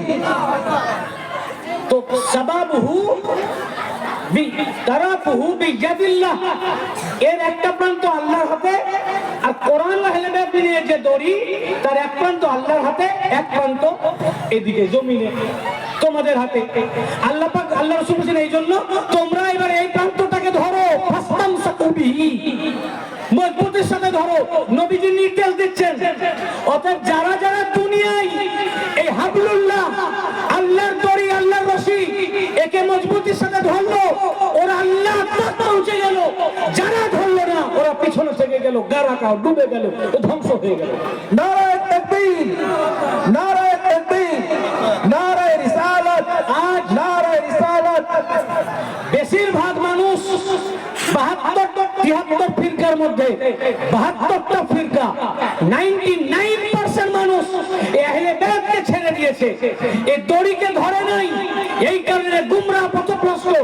আমরা দেখছি নাম আব্দুল্লাহ, দাঁড়িয়ে তো বড় আব্দুল্লাহ, এরা মুসলমান না। আমরা দেখছি মুসলমান মার কাছে, কিন্তু আসল মুসলমান এরা না। কেন নবীজি যাদেরকে ধরতে বলেছেন তাকে ধরেনি। এরা আল্লাহর রশিকে ধরে নাই, আল্লাহর দড়িকে ধরে নাই, হাবলুল্লাহকে ধরে নাই। যে হাবলুল্লাহর এক প্রান্ত আল্লাহর হাতে, অতএব যে হাবলুল্লাহর যে দড়ির এক প্রান্ত আল্লাহর হাতে, এই দড়িকে ধরতে হবে। আল্লাহ রাসূল বলেন ফাস্তামসাকু বিহি, একে আঁকড়ে ধরো তোমরা। লান তাজালু ওয়ালা তাদিল্লু, যদি তোমরা এটাকে আঁকড়ে ধরো তাহলে তোমরা পিছে যাবে না, তোমরা কখনো ফাঁসবে না, তোমরা কখনো পথভ্রষ্ট। কেন? ওই দড়ি ধরে আছো, দড়িটা কার সাথে আছে? তাহলে ফাঁসবেন, তাহলে পথভ্রষ্ট হবেন। আল্লাহ দিবেন টান, পৌঁছে যাবেন আল্লাহ তাক। তার জন্য বলছেন লা তাজালু, লান তাজালু ওয়ালা তাদিল্লু, এই দড়িকে যদি তোমরা ধরো তোমরা ফাঁসবে না। আমরা ফেঁসে গেছি, দড়িটি ধরিনি তাই। কি বুঝেছেন না বুঝেন নাই? আমরা পথভ্রষ্ট হয়ে গেছি, দড়িটি ধরিনি তাই। অতএব যারা যারা আজ মার খাচ্ছি, লাঞ্ছিত হচ্ছি, জলিল হচ্ছি, তারা আমরা আল্লাহর এক প্রান্ত যে আল্লাহর হাতে, ওই দড়িটি আমরা ধরিনি। আহলে বাইতকে ধরিনি, আলী ও ফাতেমাকে ধরিনি, হাসান হুসাইনকে ধরিনি, হুজুর গাউসে পাককে ধরিনি। একটি আমার কথা না, সব কোরআনের হাদিস। আমি পেজ তক আপনাদেরকে বলে দিচ্ছি। আল্লাহ রাসূল বললেন ফাস্তামসাকু বিহি, তোমরা মজবুতির সাথে আঁকড়ে ধরো, তাহলে তোমরা ফাঁসবে না, পথভ্রষ্ট হবে না। এরপর কি বলছেন শুনুন, মারাত্মক কথা। এরপর রাসূল পাক বললেন শুনো, এই যে দুটি নূর মিলে একটা রশি হলো, একটি কোরআন আর একটা আহলে বেদ, এই দুটোর ব্যাপারে আমি মুহাম্মদ সাল্লাল্লাহু আলাইহি ওয়াসাল্লাম আল্লাহ তাআলাকে জিজ্ঞাসা করেছি। এই দুটোর ব্যাপারে আল্লাহ তাআলাকে আমি জিজ্ঞাসা করেছি। ওয়াসআলতু লাহুমা যালিকা রাব্বি, আমি এই দুটোর বিষয়ে, কোরআন আর আহলে বাইতের বিষয়ে আমি তোমাদের নবী হিসাবে আল্লাহ পাককে জিজ্ঞাসা করেছি। ওয়াসআলতু লাহুমা যালিকা রাব্বি, আমি আমার রবকে এই দুটোর ব্যাপারে জিজ্ঞাসা করেছি। ফালা তাকাদ্দামুহুমা ফাতাহলিকু, বললেন আল্লাহ তাআলা আমাকে বলেছেন তোমাদেরকে বলে দিতে, খবরদার, আমি এই দুইটি কোরআন আর আহলে বাইত, এই দুটোর ব্যাপারে আমি আমার রবকে জিজ্ঞাসা করেছি, আমার প্রভুকে, প্রতিপালককে জিজ্ঞাসা করেছি। তিনি বলেছেন ফালা তাকাদ্দামুহুমা ফাতাহলাকু, খবরদার তোমরা এই দুটি কোরআন আর আহলে বাইত পাকে, কোরআন আর আহলে বাইত, কোরআন আর আলী, কোরআন আর ফাতেমা, কোরআন আর হাসানে, কোরআন আর হুসাইনে, কোরআনের আর গাউসে আজম পাকে, কোরআন আর মেদিনীপুর দরবারে, এই দুটোর তাকাদ্দম করো না, এই দুটোর অগ্রবর্তী হয় না, এই দুটোর অগ্রণী হয় না। খবরদার, যদি তোমরা কোরআন আর আহলে বাইত, কোরআন আর আলী, কোরআন আর ফাতেমা, কোরআন আর হাসান, কোরআন আর হুসাইন, কোরআন আর গৌসে পাক, কোরআন আর মেদিনীপুর দরবার, এনাদের যদি অগ্রবর্তী হও, তোমরা পথভ্রষ্ট হয়ে গেলে, ধ্বংস হয়ে যাবে, ধ্বংস হয়ে যাবে। তাহলিকু, ধ্বংস হয়ে যাবে। অতএব যারা যারা আহলে বাইতের তাকাদ্দুম করবে, আহলে বাইতের আগে যাবে, আহলে বাইত কথা বলার আগে কথা বলো না, আহলে বাইত পাক খাওয়ার আগে খেও না, আহলে বাইত পাক চলার আগে চলো না, আহলে বাইত হুকুম দেওয়ার আগে হুকুম দিও না, আহলে বাইত দাঁড়াবার আগে দাঁড়াও না, আহলে বাইতের আগে যেও না। অতএব আপনারা হিস্ট্রি পড়ে দেখুন, যারা যারা আহলে বাইতের আগে গেছে তারা তারা ধ্বংস হয়ে গেছে। এটা আল্লাহ তাআলার হুকুম। কার হুকুম বলুন? কার হুকুম? আল্লাহ তাআলা। কেন নবীজি বলেছেন ফাসআলতু লাহুমা যালিক, ফাসআলতু লাহুমা যালিকা রাব্বি, আমি আমার রবকে দুটোর ব্যাপারে জিজ্ঞাসা করেছি, কোরআন আর আহলে বাইতের ব্যাপারে। আমার রব জানিয়েছেন তোমরা কোরআন আর আহলে বাইতের আগে যেও না, অগ্রবর্তী হও না। যদি আগে যাও তাহলিকু, তোমরা ধ্বংস হয়ে যাবে, হালাক হয়ে যাবে। কি হবে? তাহলে বলুন, যারা যারা আহলে বাইতের আগে গেছে ধ্বংস হয়েছে না হয়নি? হবে কি হবে না? যদি ধ্বংস না হয় তা আল্লাহর কথা মিথ্যা হবে না, নবীজির কথা মিথ্যা হবে না, ওনার কথা মিথ্যা হবে, রসুলের পাকের কথা মিথ্যা হবে, আল্লাহর কথা মিথ্যা হবে। অতএব এটা ঈমান রাখতে হবে। যারা যারা আলীর আগে গেছে ও ধ্বংস, যারা যারা ইমাম হাসান আলাইহিস সালামের আগে গেছে ও ধ্বংস। নবীজি বলেছেন আল্লাহ আমাকে জানিয়েছে তারা ধ্বংস। এরপরে কি বলছেন শুনুন, ওয়ালা তুআল্লিমুহুমা ফাইন্নাহুমা আ'লামু মিনকুম, খবরদার তোমরা আমার আহলে বাইতকে জ্ঞান দিতে যেও না, আমার আহলে বাইতকে জ্ঞান দিতে যেও না। যে তাই তো হুজুর পাক আপনি এটা বলছেন, আমার মনে হয় এটা নয়, এটা এই করা উচিত। মানে আপনি ভাবছেন হুজুর পাক বোধহয় বুঝতে পারেননি, তা আপনি জ্ঞান দিতে দিচ্ছেন। রাসূল পাক বলছেন আমাকে আল্লাহ জানিয়েছেন, খবর দিয়েছেন, আমি জিজ্ঞেস করেছি আমার আহলে বাইতের ব্যাপারে। উনি দুইটি কথা বলেছেন, কোরআন আর আহলে বাইত এই দুটোর আগে আগে যাবে না, অগ্রবর্তী হবে না। যদি অগ্রবর্তী হও তোমরা ধ্বংস হয়ে যাবে। আর কোরআন আর আমার আহলে বাইতকে জ্ঞান দিতে যেও না, কারণ ফাইন্নাহুমা আ'লামু মিনকুম, নিঃসন্দেহে এতে কোনো সন্দেহ নাই, কোরআনে পাক আর আমার আহলে বাইত, আর কোরআনে পাক আর আমার আহলে বাইত, অর্থাৎ কোরআন আর আলী, কোরআন আর ফাতেমা, কোরআন আর হাসান, কোরআন আর হুসাইন, কোরআন আর হুজুর গৌস পাক, এনারা প্রত্যেকে তোমাদের সবার চাইতে সবচেয়ে বেশি জান্নাতওয়ালা। নারায়ে তাকবীর, নারায়ে তাকবীর, নারায়ে রিসালাত, নারায়ে রিসালাত, নারায়ে হায়দারি, নারায়ে হায়দারি। সবচেয়ে বড় আলেম, সবচেয়ে বড় আলেম, সবচেয়ে বড় জান্নাতওয়ালা আহলে বাইত। অতএব ইলম অর্জন করতে গেলে আহলে বাইতের কাছে যেতে হবে। কার কাছে? আহলে বাইতের কাছে। আপনি যত বড়ই জান্নাতওয়ালা হন, যত বড় জান্নাতওয়ালা, সব আহলে বাইতের নিচে, আহলে বাইতের নিচে। যতই বড় পণ্ডিত হন, যত বড় মুফতি হন, মুহাদ্দিস হন, মুফাসসির হন, কারি হন, দুনিয়ার মধ্যে সবচেয়ে বড় মুফাসসির আহলে বাইতের রাসূল, সবচেয়ে বড় কারি আহলে বাইতের রাসূল, সবচেয়ে বড় মুহাদ্দিস আহলে বাইতের রাসূল, সবচেয়ে বড় ফাকিহ আহলে বাইতের রাসূল, সবচেয়ে বড় ফাকিহ আহলে বাইতের রাসূল। যার কারণে বললেন খবরদার, ফাইন্নাহুমা আ'লামু মিনকুম, ইনারা তোমাদের সবারই চাইতে জান্নাতওয়ালা, সবচেয়ে জান্নাতওয়ালা নয়, আ'লামু মিনকুম, এটাও সুপারলেটিভ, তোমাদের মধ্যে সবচেয়ে বেশি জান্নাতওয়ালা। তাহলে আমাদেরকে জানার জন্য কোথায় যেতে হবে? কেউ যদি আহলে বাইতের বিরুদ্ধে বলে, গৌস পাকের বিরুদ্ধে বলে, মেদিনীপুর দরবার নবীজির আহলে বাইত ইনাদের বিরুদ্ধে বলে, তো বিরুদ্ধে বললো মানেই ও নিজের মুখোশটাকে খুলে দিল যে দেখো, যদি কেউ পথভ্রষ্টকে দেখতে চাও তো আমি, আহলে বাইত আর কোরআনকে জ্ঞান দেওয়ালা দেখতে চাও তো আমি। বুঝতে পেরেছেন? পথভ্রষ্ট খবরদার, সঠিক রাস্তায় চলতে গেলে আহলে বাইত পাককে আনতে ধরুন। ফের এই আয়াতের তাফসীরে আরো অনেক রয়েছে, আমি এত ডিটেলে যাচ্ছি না, আমি এক কথায় ছাড়তে চাচ্ছি। শীতের রাত, আমি বেশি বড়ও করব না। রাসূল পাক সাল্লাল্লাহু আলাইহি ওয়াসাল্লাম এখানে বললেন, আল্লাহ পাক বললেন ওয়াতাসিমু বিহাবলিল্লাহি জামিআ, আল্লাহর রশিকে, আল্লাহর দড়িকে মজবুতির সাথে আঁকড়ে ধরো, পরস্পর বিচ্ছিন্ন হয়েও না। আল্লাহ হুকুম করলেন আল্লাহর রশিকে ধরতে, আর আল্লাহ রাসূল সাল্লাল্লাহু আলাইহি ওয়াসাল্লাম বললেন এই আল্লাহর রশি হচ্ছেন কোরআন আর আহলে বায়াত। এটাকে তোমরা যে আঁকড়ে ধরো, এই রশির এক প্রান্ত আল্লাহর হাতে, এক প্রান্ত তোমাদের হাতে। একে যদি তোমরা জ্ঞান দিতে যেও না, এনারা তোমাদের চাইতে জ্ঞানী, ইনাদের আগে যেও না, আগে গেলে তোমরা পথভ্রষ্ট।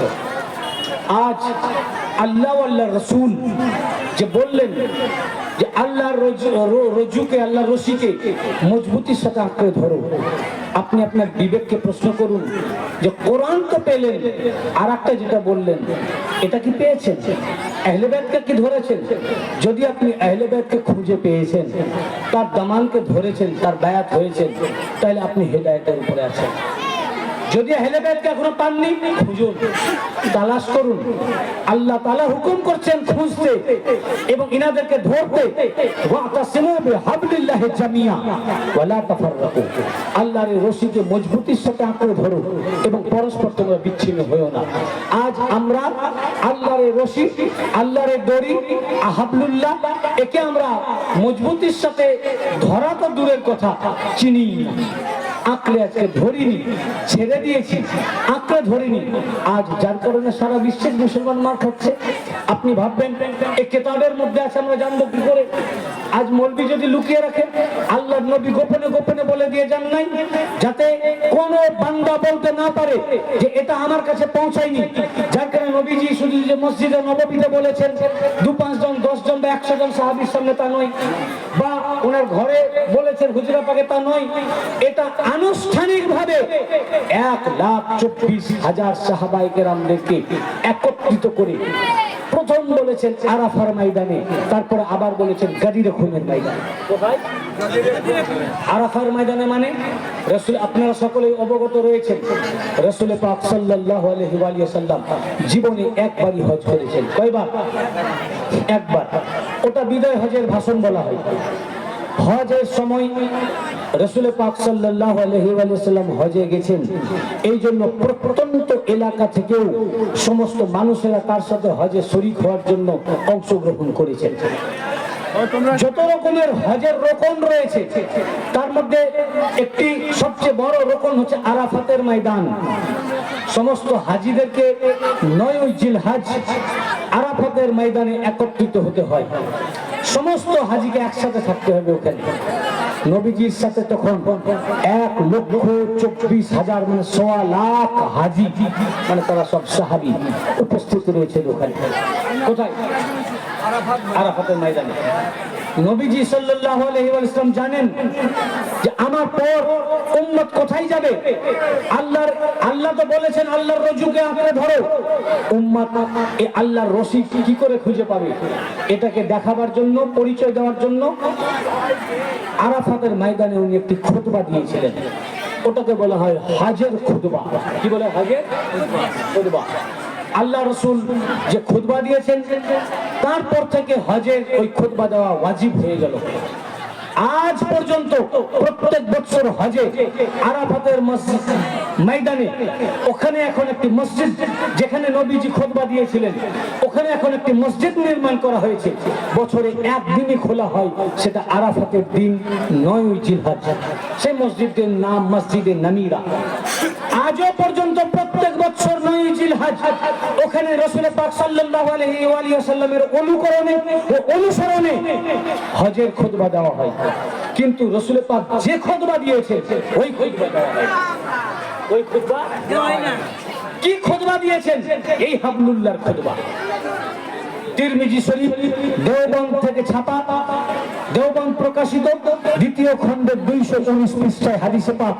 এই হাদিসের রাবি জাবের ইবনে আব্দুল্লাহ আল আনসারী রাদিয়াল্লাহু আনহু 1,24,000 সাহাবীদের সামনে রাসূল পাক যে ওনার উটনি ছিল, আন জাবের ইবনে আব্দুল্লাহ আল আনসারী قال رأيت رسول الله صلى الله عليه وآله وسلم على ناقة القصوى ফি হাজ্জাতিহি, আমি রাসূল পাক সাল্লাল্লাহু আলাইহি ওয়া সাল্লামকে তার হজের সময় আমি তার কাসওয়া নামক উটনির উপরে দেখেছি।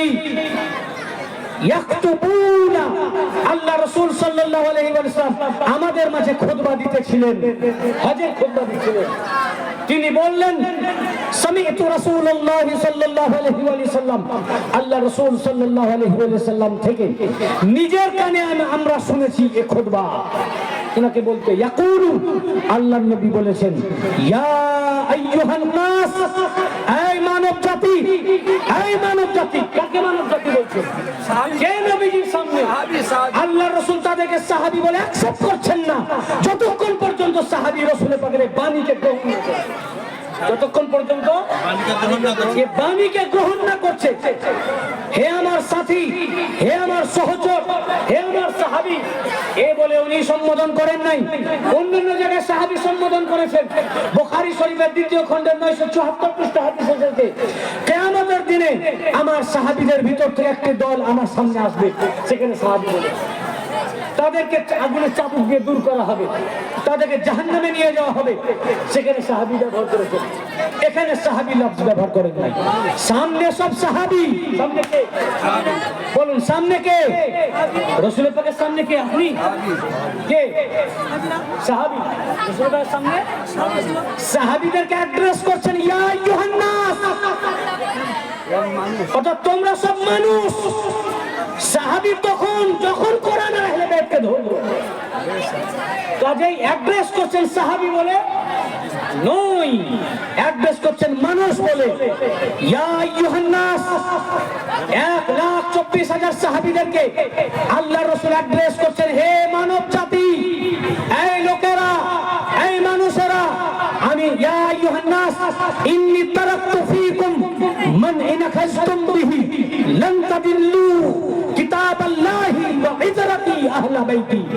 এই মানব জাতি, এই লোকেরা, আমি তোমাদের মাঝে দুইটি গুরুত্বপূর্ণ জিনিস ছেড়ে যাচ্ছি। একটি আল্লাহর কিতাব কোরআন, দ্বিতীয়টি আমার ইতরাত, আমার সন্তান সন্ততি, আমার ডিসেন্ডেন্ট, আমার আহলে বাইত। তোমরা যতক্ষণ এই কোরআন আর আমার আহলে বাইত, কোরআন আর আহলে বাইত, কোরআন আর আহলে বাইত, এই দুটোকে যতক্ষণ পর্যন্ত আখাযতুম বিহি মজবুতির সাথে ধরে থাকবে, লান তাদিল্লু, কখনো পথভ্রষ্ট হবে না। এই যে নবীজি বললেন তোমরা, তোমরা কাকে বলছেন? সামনে যারা, যাকে আমরা সাহাবী বলছি ভাবছি, যাদেরকে নবীজি বলছেন হে মানুষেরা, যতক্ষণ তোমরা এই দুটোকে কোরআন আর আমরা আহলে বাইত পাককে আখাযতুম বিহি মজবুতির সাথে ধরে থাকবে, লান তাদিল্লু, কখনো পথভ্রষ্ট হবে না। তার মানে কি? তোমরাও পথভ্রষ্ট হতে পারো। অর্থাৎ তোমরা যাতে আমার পর পথভ্রষ্ট না হও, গুমরা না হও, জাহান্নামী না হয়ে যাও, তাই জাহান্নাম থেকে বাঁচাতে, হেদায়েতের রাস্তায় চলাতে, সিরাতে মুস্তাকিমে চলাতে, গুমরাহি থেকে বাঁচাতে এই মানুষেরা, মানুষ বলে বলছেন সাহাবীদেরকে কি বলছেন? সাহাবীদেরকে কি বলছেন? মানুষ। এই মানুষেরা, নাস, এই মানুষেরা, আমি তোমাদের মাঝে দুটো জিনিস ছেড়ে যাচ্ছি, গুরুত্বপূর্ণ দুইটি জিনিস ছেড়ে যাচ্ছি, ভারী দুটো জিনিস ছেড়ে যাচ্ছি। একটি আল্লাহর কিতাব কোরআন, দ্বিতীয়টি আমার ইতরাত, আমার সন্তান সন্ততি, আমার খানদান, আমার বংশধর, আমার আহলে বাইত, আলী, ফাতেমা, হাসান আর হুসাইন। যদি তোমরা কোরআন আর আমার আহলে বাইত পাককে আখাযতুম বিহি মজবুতির সাথে ধরে রাখতে পারো, লান তাদিল্লু, কখনো পথভ্রষ্ট হবে না। অর্থাৎ যদি তোমরা কোরআন আর আমার আহলে বাইত পাককে আঁকড়ে ধরো, কখনো পথভ্রষ্ট হবে না, হেদায়েতের উপরে থাকবে, তাহলে সাহাবিয়াত কায়েম থাকবে, তাহলে তোমরা সাহাবী। আর যদি তোমরা এই দুটোকে না ধরো, দুটোর মধ্যে একটাকে ছেড়ে দাও, আমার আহলে বাইতকে ছেড়ে দাও, তাহলে তোমরা নাস, মানুষ, সাহাবিয়াত খতম, গুমরাহ, পথভ্রষ্ট। মুসলমান তো দূরের কথা, তোমরা কি ওলিউল্লাহ বলেছে? না। পথভ্রষ্ট কে বলছে? বলুন। ওলিউল্লাহ আল্লাহর নবী, আল্লাহর নবী বলেছেন। আপনারা বলুন কে বলছে? আল্লাহর নবী বলেছেন, রাসূলুল্লাহ বলেছেন। কে বলছেন? রাসূল পাক সাল্লাল্লাহু আলাইহি ওয়াসাল্লাম। পথভ্রষ্ট। साहबियत का पहचान लिटमस टेस्ट हुब्बे अली, हुब्बे अहले बैत, যারা যারা আহলে বাইতকে ধরেছে তারা সাহাবী, তারা রাদিয়াল্লাহু আনহু। যারা আহলে বাইতকে ধরেনি তারা সাহাবী নয়। আল্লাহ নবী বলেন ইয়া আইয়ুহান নাস, যতক্ষণ তোমরা এই আমার কথার উপরে আমল করবে, আহলে বাইতকে ধরবে তো সাহাবী, না ধরবে তো তোমরা এমনি মানুষ। কেমন মানুষ? গুমরা মানুষ, সাধারণ মানুষ, গুমরা মানুষ। লান তাদিল্লু, যদি ধরো তো পথভ্রষ্ট হবে না। সাহাবীদেরকে বলছেন যে আহলে বাইতকে না ধরলে পথভ্রষ্ট, আপনি বাঁচবেন কি করে? আহলে বাইত ছাড়া আপনি বাঁচবেন কি করে? জান্নাত যাবেন কি করে? আপনি হেদায়েতের উপর থাকেন কি করে? 3 হাত লম্বা দাড়ি নিয়ে মোল্লা কি করে হেদায়েতে থাকতে পারে? আহলে বাইত ছাড়া উনার সামনে যারা উপস্থিত, রাসূল পাকের সামনে যারা প্রেজেন্ট, তাদেরকে বলছেন যে তোমরা আহলে বাইতকে না ধরলে পথভ্রষ্ট, তোমরা আহলে বাইতকে না ধরলে পথভ্রষ্ট। তা আপনি কি করে হেদায়েতের উপরে থাকবেন? অতএব উনার পরে যারা যারা সাহাবায়ে কেরাম আহলে বাইতকে ধরেছেন তারা সাহাবা, তাদেরকে আমরা মানি। তাদেরকে আমরা যা মানি কেউ মানতে পারবে না। তারা রাদিয়াল্লাহু আনহু। যারা আহলে বাইত পাককে ধরেনি, সাহাবী কেন? রাসূল পাক বলেছেন পথভ্রষ্ট। আপনি কেমন নবীজির উম্মত? রাসূলুল্লাহর একটা কথা মানবেন আর একটা মানবেন না।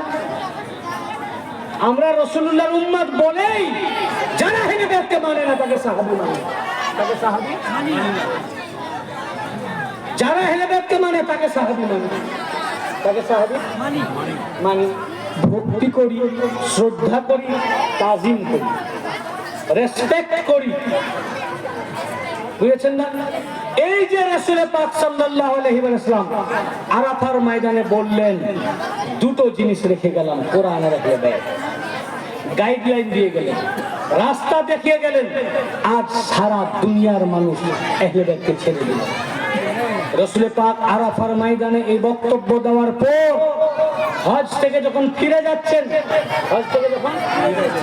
মদিনা শরীফ, আল্লাহ পাকের হুকুম হলো সূরা মায়েদা 67 নম্বর আয়াত নাযিল, ইয়া আইয়ুহার রাসূল বাল্লিগ মা উনজিলা ইলাইকা মির রাব্বিক ওয়া ইন লাম তাফআল ফামা বাল্লাগতা রিসালাতা। হে আমার রাসূল, আপনার প্রতি যেটা অবতীর্ণ হয়েছে ওটা আপনি বলে দেন। আহলে বাইত বলে ছেড়ে দিলে হবে না। আহলে বাইতের ভিতরে এখন আপনার পরে ইমাম কে? কে রাহবার? কে তাদের ইমাম? কে তাদের মাওলা? কে তাদের প্রভু? তাকে দেখিয়ে দিয়ে যান। যখন এই আয়াতে কারিমা নাজিল হলো, এই আয়াতের তাফসীরে এই আয়াতের উপরে আমি পুরা বই, এই কিতাবটা গাদিরে খুনের চূড়ান্ত ঘোষণা। প্রত্যেকটা হাদিস ইবারত সহ, এক একটা হাদিস 10টা 12টা, কোনটা 20টা কিতাবের হাওয়ালা দিয়ে এখানে লেখা আছে। এই হাদিসই পাক গাদিরে খুনের চূড়ান্ত ঘোষণা। রাসূল পাক সাল্লাল্লাহু আলাইহি ওয়াসাল্লাম সমস্ত সাহাবীদেরকে একত্রিত করলেন। জায়গাটার নাম খুম। জায়গাটার নাম খুম নামক প্রান্তরে এক পুকুর পাড়ে এই বক্তব্য দিয়েছিলেন। এক জলাশয়, এই জলাশয়কে আরবিতে বলে গাদির। তো গাদিরের পাশে বক্তব্য দিয়েছিলেন বলে এই বক্তব্যটির নাম গাদিরে খুমের ভাষণ। সেখানে সকল সাহাবীদেরকে একত্রিত করে জোহরের নামাজ আদা করে কাতারে কাতারে দাঁড় করালেন। রাসূল পাকের জন্য উটের হাওদা দিয়ে স্টেজ তৈরি করা হলো। স্টেজের উপরে দাঁড়ালেন, দাঁড়িয়ে আয়াত পাক শোনালেন। সাহাবায়ে কেরামরা জিজ্ঞাসা করলেন, ইয়া রাসূলুল্লাহ, আল্লাহ পাক বললেন, হে আমার রাসূল, যেটা আপনাকে বলতে বলা হয়েছে এটা পৌঁছে দেন। ওটা না পৌঁছালে আপনার আল্লাহর রিসালাতের কিছুই পৌঁছানো হলো না, সব বেকার। সাহাবায়ে কেরামরা বললেন, ইয়া রাসূলুল্লাহ, কি এমন কথা যেটা এখনো বলা হয়নি? আপনি আমাদেরকে নামাজ দিয়েছেন, নামাজ পড়ছি, রোজা দিয়েছেন, রোজা রাখি, হজ দিয়েছেন, এখন হজ থেকেই তো ফিরছি, যাকাত দিয়েছেন, যাকাত দিচ্ছি, কোরআন পড়া চলে এসেছে, একটি আয়াত আসতে বাকি, জিহাদ দিয়েছেন, জিহাদ করছি। কি এমন জিনিস যেটা এখনো বলা হয়নি? আর ওটা না বলা পর্যন্ত পুরা রিসালাত বেকার। অর্থাৎ পুরা রিসালাত ওই কথার উপরে দাঁড়িয়ে, নামাজ, রোজা, হজ, যাকাত, ইবাদত, বندگی সবই একটি কথার উপরে দাঁড়িয়ে। আল্লাহ রাসূল সাল্লাল্লাহু আলাইহি ওয়াসাল্লাম বললেন, আমি তোমাদের কাছে আল্লাহর সমস্ত কথা পৌঁছে দিয়েছি, এই কথা তোমরা সাক্ষী থাকো। এরপর আল্লাহ রাসূল সাল্লাল্লাহু আলাইহি ওয়াসাল্লাম নিচে যেন কাউকে খুঁজছিলেন, তারপরে মাওলা আলীর দিকে চোখ পড়তেই তাকে তুলে ধরলেন, এইভাবে হাত উঁচা করে তুলে ধরলেন, তুলে ধরে বললেন, এনাকে তোমরা চেনো? সবাই বললেন, এনাকে কে চেনে না? সামনের লোক যেমন শুনছে, পেছনের লোক একই শুনতে পাচ্ছে। 1,24,000 সাহাবী মাজমা। আল্লাহ রাসূল বলেন, তোমরা শুনতে পাচ্ছ? প্রথম সারির লোক যেমন বললো, পিছনের সারির লোকও বললো, ইয়া রাসূলুল্লাহ, আমরা শুনতে পাচ্ছি। তারা বললো, ইনাকে কে চেনে? ইনি আলী ইবনে আবি তালিব। আল্লাহ রাসূল তাকে নিচে নামালেন, নামিয়ে হাত উঁচু করে তুলে ধরে বললেন যে আল্লাহ তাআলা এটাই আমাকে বলতে বলেছেন, আল্লাহ আমার মাওলা, আমি তোমাদের মাওলা। এরপরে বলেন, মান কুনতু মাওলাহু ফাআলিয়্যুল মাওলাহু, আমি যার যার মাওলা, আলী তার তার মাওলা। হাদিসটি কোথায় আছে বলেছি না? ডকুমেন্ট ছাড়া আমরা কোনো কথা বলবো না। মান কুনতু মাওলাহু ফাআলিয়্যুল মাওলাহু, এটি তিরমিজি শরীফ, দ্বিতীয় খণ্ড, 213 পৃষ্ঠা। কত পৃষ্ঠা? দেওবন্দ প্রিন্ট, 213 পৃষ্ঠা। আমি যার মাওলা, আলী তার মাওলা। তো রাসূল পাক যার মাওলা, আলী ওটা। এই হাদিস শরীফটি আমার দেওবন্দ ভাইদের বইও আছে। কাদের বইয়ে? দেওবন্দি ভাইদের বইয়ে। নাম শুনেছেন বইটার নাম? তাবলীগি নিসাব। নাম শুনেছেন? ফাজাইলে আমাল, তাবলীগি নিসাব। ওনাদের পীর সাহেব, তার নাম মোহাম্মদ জাকারিয়া। সাহেবের নাম কি? মোহাম্মদ জাকারিয়া সাহেব। দেওবন্দের পীর সাহেব মোহাম্মদ জাকারিয়া সাহেব একটি কিতাব লিখেছেন। কিতাবটির নাম তাবলীগি নিসাব। এই তাবলীগি নিসাব কিতাবে ফাজাইলে দরুদ চ্যাপ্টারের 83 পৃষ্ঠায় এই হাদিস শরীফটি তাদের বইয়ে লেখা আছে যে মদিনা শরীফ থেকে একটা দল কুফায় মাওলা আলীকে দেখা করতে আসে। সাহাবীদের একটা দল দেখা করতে এসে ওই সাহাবীদের দলে হযরতে আবু আইয়ুব আল আনসারী রাদিয়াল্লাহু আনহু ছিলেন। তারা মাওলা আলীকে বলেন, আসসালামু আলাইকা ইয়া মাওলানা, বলেন, হে আমাদের মাওলা, আপনার উপরে সালাম। মাওলা আলী তাদেরকে জিজ্ঞাসা করলেন পরীক্ষা করার জন্য যে তোমরা মদিনাবাসী, আমি কুফাবাসী, কাইফা আকুনু মাওলাকুম, আমি তোমাদের মাওলা কি করে? তখন তারা এক বাক্য বলে উঠলেন, সামি'না রাসূলুল্লাহ সাল্লাল্লাহু আলাইহি ওয়াসাল্লাম ইয়াউমা গাদিরকুম ইয়াকুল মান কুনতু মাওলাহু ফাআলিয়ুল মাওলাহু। আমরা রাসূল পাক সাল্লাল্লাহু আলাইহি ওয়াসাল্লাম হতে গাদিরে খুমের দিবসে নবী পাক হতে নিজের কানে শুনেছি তাকে বলতে, তিনি বলেছেন, আমি যার মাওলা, আলী তার মাওলা। এখন তো আমি তিরমিজি শরীফ থেকে বললাম, এটা কোন কিতাব থেকে? না, দেওবন্দের কিতাব থেকে। তাবলীগি নিসাব যেটা আসরবাদ তারা মসজিদে পড়ে, কিতাব খুলে দেখেন আছে না? থাকলে আমার কাছে তাবলীগি নিসাব আছে। আমার বাড়ি কুলি থেকে বেশি দূরের নেই, 1-1.5 ঘন্টার রাস্তা, 4 চাকায় 1 ঘন্টার রাস্তা, 1.5 ঘন্টার রাস্তা আমার বাড়ি। যে কোনো সময় পড়েও পাঠিয়ে দিতে পারি, না হলে ছবি তুলে পাঠিয়ে দিতে পারি। তাবলীগি বলুন, তাবলীগি নিসাব। ভাই, আপনাদের বইও লেখা আছে আলী মাওলা, আপনাদের হাতে অ্যালার্জি কেন? আপনি তো তাহলে দেওবন্দিও নয়। আপনি তো আপনাদের পীর সাহেবকে মানেন না, নিজের বইকে মানেন না। আপনাদের কিতাবেও আছে আলী মাওলা। কি আছে? আলী মাওলা। আমি যার মাওলা, আলী তার মাওলা। রাসূল পাক বলছেন, কে বলছেন? আমি যার মাওলা, বলুন সবাই, আমি যার মাওলা, আলী তার মাওলা। রাসূল পাক কার মাওলা? আল্লাহ। সমস্ত মানব জাতির মাওলা। রাসূল পাক কার মাওলা? সমস্ত মানব জাতি। তো বলেন, আমি যার মাওলা, আলীও সব মানব জাতির মাওলা।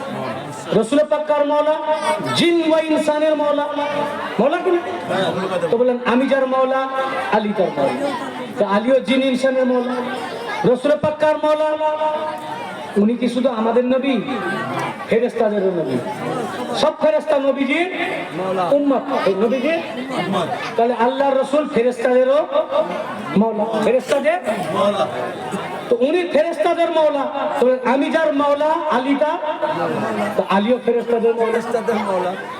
যদি একটা বিষয়ের উপরে, সমস্ত বিষয়ের উপরে রাসূল পাকের যার যার উপরে মাওলাইত্ব রয়েছে, তার মধ্যে যদি একটা বিষয়ের উপরে আলীর মাওলাইত্ব না থাকে, সবে আছে, একটা বিষয় নাই। তাহলে আমি যার মাওলা, আলী তার মাওলা প্রযোজ্য হলো না। রাসূল পাক সর্বোপরি কার মাওলা? সমস্ত পয়গম্বরদের মাওলা। উনাকে বলা হয় সাইয়্যিদুল মুরসালিন, সমস্ত রাসূলদের সরদার, ইমামুল আম্বিয়া, সমস্ত নবীদের ইমাম, সুলতান, সরদার, মাওলা, সমস্ত পয়গম্বরদের মাওলা। উনি বলেননি আমি যার যার মাওলা, আলী তার তার মাওলা, শুধু পয়গম্বর ব্যতীত। আমি যার মাওলা, আলী তার মাওলা। রাসূল পাক সমস্ত নবীদের মাওলা, আলীও সমস্ত নবীদের মাওলা। আকীদা দুরুস্ত কর লিজিয়ে। শুনুন, এর আকীদা গড়বড় করলে হবে না। আলী রাসূল পাক সাল্লাল্লাহু আলাইহি ওয়া সাল্লাম খাতামুন নবিয়্যিন, উনি নবুয়ত খতম করনে वाला, উনার পর আর কোন নবী নাই। এই জন্য আমাদের আকীদা রাসূল পাক খাতামুন নবিয়্যিন, নবুয়ত খতম করনে वाला, উনার পর কোন নবী নাই। এই কারণে আমাদের আকীদা মাওলা আলী নবী নন, কিন্তু সকল নবীদের মাওলা, সকল নবীদের মাওলা। কোরআন পাকে আছে উনি মাওলা। আমি ওদিকে এখন যাচ্ছি না, এর উপর আমার অনেক ওয়াজ ইউটিউবেও রয়েছে। তো আমি যার মাওলা, আলী তার মাওলা। রাসূল পাক কার মাওলা? সকল সাহাবীদের মাওলা। সাহাবীদের মাওলা না, রাসূল পাক যদি সাহাবীদের মাওলা বলেন আমি যার মাওলা, আলী তার মাওলা, তো রাসূল পাক तमाम আসহাবের মাওলা, মাওলা আলী সমস্ত সাহাবায়ে কেরামের। বুঝেছেন না? সমস্ত সাহাবীদের সর্বোপরি রাসূল পাক সাল্লাল্লাহু আলাইহি ওয়াসাল্লাম 18,000 মাখলুকাতের মাওলা। 18,000 মাখলুকাতের মাওলা। মাওলা আলী 18,000 মাখলুকাতের মাওলা। এইজন্য আলীকে বলা হয় মাওলা এ কায়নাত, মাওলা এ কায়নাত। হাদিসে পাক সমস্ত সাহাবীদের মাওলা। এইজন্য সাহাবীদের সামনে যখন দেখিয়ে গেলেন তোমাদের মাওলা আলী, তোমাদের মাওলা আলী, তোমাদের মাওলা আলী, আমি যার মাওলা, আলী তার মাওলা, এই কথা বলার সাথে সাথে সাহাবায়ে কেরামদের লাইন পড়ে গেল মুবারকবাদ জানাবার জন্য। সবচেয়ে আগে গিয়ে আসলেন হযরতে আবু বকর ও হযরতে উমর।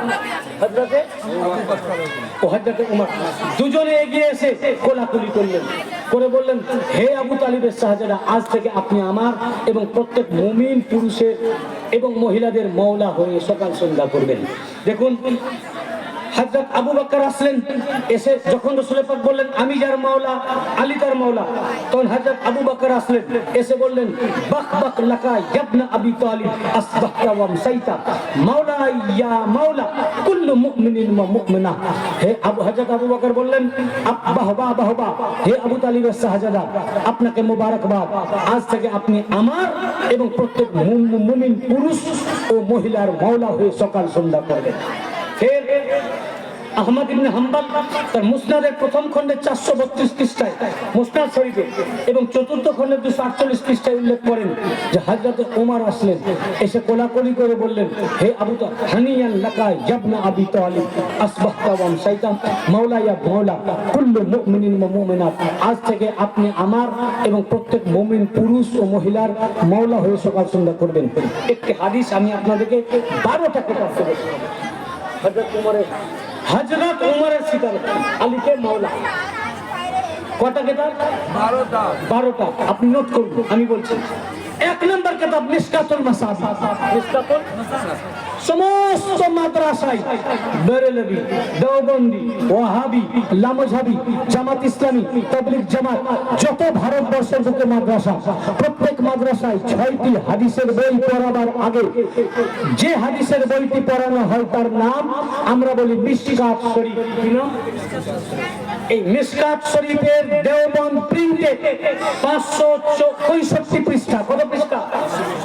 দেওবন্দের ছাপা, দেওবন্দ ছাপা 565 পৃষ্ঠা। এটা ছাড়া 1 নম্বর গুনেন 12টা কিতাব হয় কিনা। 2 নম্বর আহমদ ইবনে হাম্বল তার মুসনাদের চতুর্থ খণ্ডে 281 পৃষ্ঠা, একই হাদিস। ইমাম বুখারীর উস্তাদ তার টিচার তার শেখ ইবনে আবি শাইবা তার মুসান্নাফ ইবনে আবি শাইবার 12তম খণ্ডের 78 পৃষ্ঠা। মুহিবউদ্দিন আত-তাবারি জাখেরুল উকবা ফি মানাকিব যাবিল কুবরা 125 পৃষ্ঠা। আবার মুহিবউদ্দিন আত-তাবারি আর রিয়াদুন নাদারা ফি মানাকিবিল আশারা তৃতীয় খণ্ডের 126 থেকে 127 পৃষ্ঠা। হুসামউদ্দিন হিন্দি কানজুল উম্মাল 13তম খণ্ডের 133 থেকে 134 পৃষ্ঠা। ইবনে আসাকির তারিখে দিমাশকাল কবি, এটা 80 ভলিউম আমার কাছে আছে, এর 45তম খণ্ডের 147 থেকে 148 পৃষ্ঠা। আবার আহমদ ইবনে হাম্বল তার ফাজাইলুস সাহাবা দ্বিতীয় খণ্ডের 610 পৃষ্ঠা। কি বলছেন? কথা হলো 7টা না, কি বললেন ভাই? কটা? 8টা। ফাজাইলুস সাহাবা দ্বিতীয় খণ্ডে 610 পৃষ্ঠা। ইবনে আসির উসুদুল গাবা চতুর্থ খণ্ডের 103 পৃষ্ঠা। ইমাম যাহাবি সিয়ার ও আলামুন নুবালা দ্বিতীয় খণ্ড 623 থেকে 624 পৃষ্ঠা। ইবনে কাসির আল বিদায়া ওয়ান নিহায়া, যে হাফেজ ইবনে কাসিরের আরব আজমের প্রত্যেকটা মাদ্রাসায় তার তাফসীর ইবনে কাসির এবং তারিখের কিতাব আল বিদায়া ওয়ান নিহায়া পাঠ দেওয়া হয়, দার্সি কিতাব আরব আজমে। সেই আল বিদায়া ওয়ান নিহায়া পঞ্চম খণ্ডের 464 পৃষ্ঠা। আবার ইবনে কাসির আল বিদায়া ওয়ান নিহায়া চতুর্থ খণ্ড 169 পৃষ্ঠা। কটা কিতাব হলো? 12খানা কিতাবের মধ্যে এই 12টা কিতাব মৌলভী সাহেবের কাছে নাও থাকতে পারে, তবে অনলাইনে জামানা ডাউনলোড করে দেখতে পারেন। যদি নাও পারেন একটি বই, এই 12টার মধ্যে একটি বই মিশকাত শরীফ প্রত্যেক মৌলভীর আলমারিতে ভরা আছে। যদি না থাকে তো মৌলভী বই, এই বই না পড়লে তো মৌলভী হবে না। কি হবে? এখন আপনি বললেন আমি মাধ্যমিক পাস, কি পাস? আপনি বললেন আমি গ্রাজুয়েট। আপনাকে আমি ক্লাস 10 একটা প্রশ্ন ধরলাম অঙ্ক থেকে, যে a কিউব প্লাস b কিউবের ফর্মুলা কি? আপনি বললেন এটা তো আমি করিনি, a cube plus b cube এটা তো জানি না। তোমরা এটা জানেন না? তোমরা তাহলে a plus b whole square, এটা তো শুনিনি। তো ভাই ও গ্রাজুয়েট, যদিও কোনোভাবে সার্টিফিকেট দেখাতে পারে, তাহলে কি চুরি করা গ্রাজুয়েট? ক্লাস 10-এ যেতে হবে না, ক্লাস 7-এ আছে।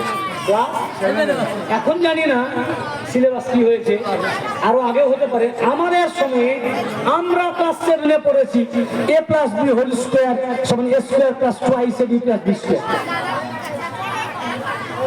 a plus b whole cube a cube plus 5a square b plus 5ab square plus b cube. আমরা এগুলো 7-8-এ পড়েছি। তো আপনি বলছেন গ্রাজুয়েট, 7-8-এর ফর্মুলা বলছেন ভুলে যেতে পারেন, বলছেন শুনিনি, জানি না। সে কি মাধ্যমিক পাস? গ্রাজুয়েটটা দূরের কথা, মাধ্যমিক না। যদি সার্টিফিকেট থাকে চুরি করা, কি করা? তো বলছেন আপনি আলেম, আর মিশকাত শরীফ থেকে হাদিসটি পাননি। এই বই না পড়লে তো আলেমই হবে না। এটা আমরা পড়েছি খামেসাতে, আমরা পড়েছি উলা, সানিয়া, সালেসা, তারপর রাবিয়া, তারপর খামেসা।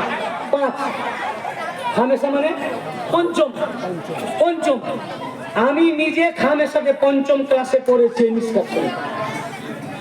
আচ্ছা, বুঝতে পারছেন না? তো এখন 12টা কিতাব না থাকুক, মিশকাত তো তোমার বাড়িতে আছে ভাই।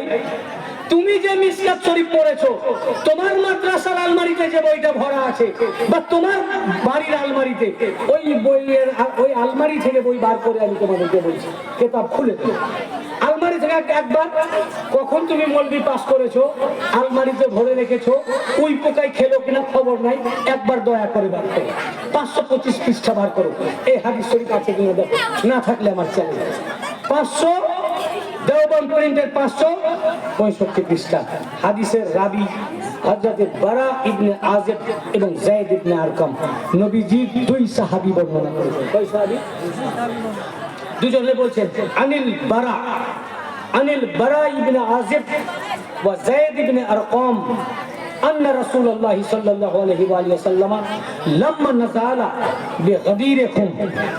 হযরত বারা ইবনে আযিব রাদিয়াল্লাহু আনহু এবং যায়েদ ইবনে আরকাম রাদিয়াল্লাহু আনহু বলেন, যখন রাসূল পাক সাল্লাল্লাহু আলাইহি ওয়া সাল্লাম গদীর খুম নামক প্রান্তরে অবতরণ করেন, আখাযা বিয়াদে আলী, গদির খুন অবতরণ করে আখাযা বিয়াদে আলী আলাইহিস সালাম, হযরত আলী আলাইহিস সালামের হাত দুটি ধরে বললেন, ফাকাল, মাওলা আলীর হাত দুটি ধরে বললেন, আলাস্তুম তা'লামুনা আন্নী আওলা বিল মুমিনিনা মিন আনফুসিহিম, আমি কি সকল মুমিনদের জানের চাইতেও অধিক মালিক নই?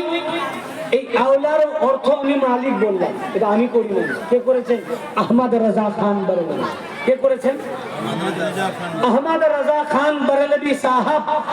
তিনি তার কানজুল ঈমানের মধ্যে আন-নবিয়্যু আওলা বিল মুমিনিনা মিন আনফুসিহিম, নবী মুমিনদের এই যে আয়াত সূরা আল আহজাব, সূরা আল আহজাব, এই সূরা আহজাবের এই আয়াতে তরজমা উনি করেছেন এই যে নবী সমস্ত মুমিনদের জানের চাইতেও অধিক মালিক, অধিক মালিক।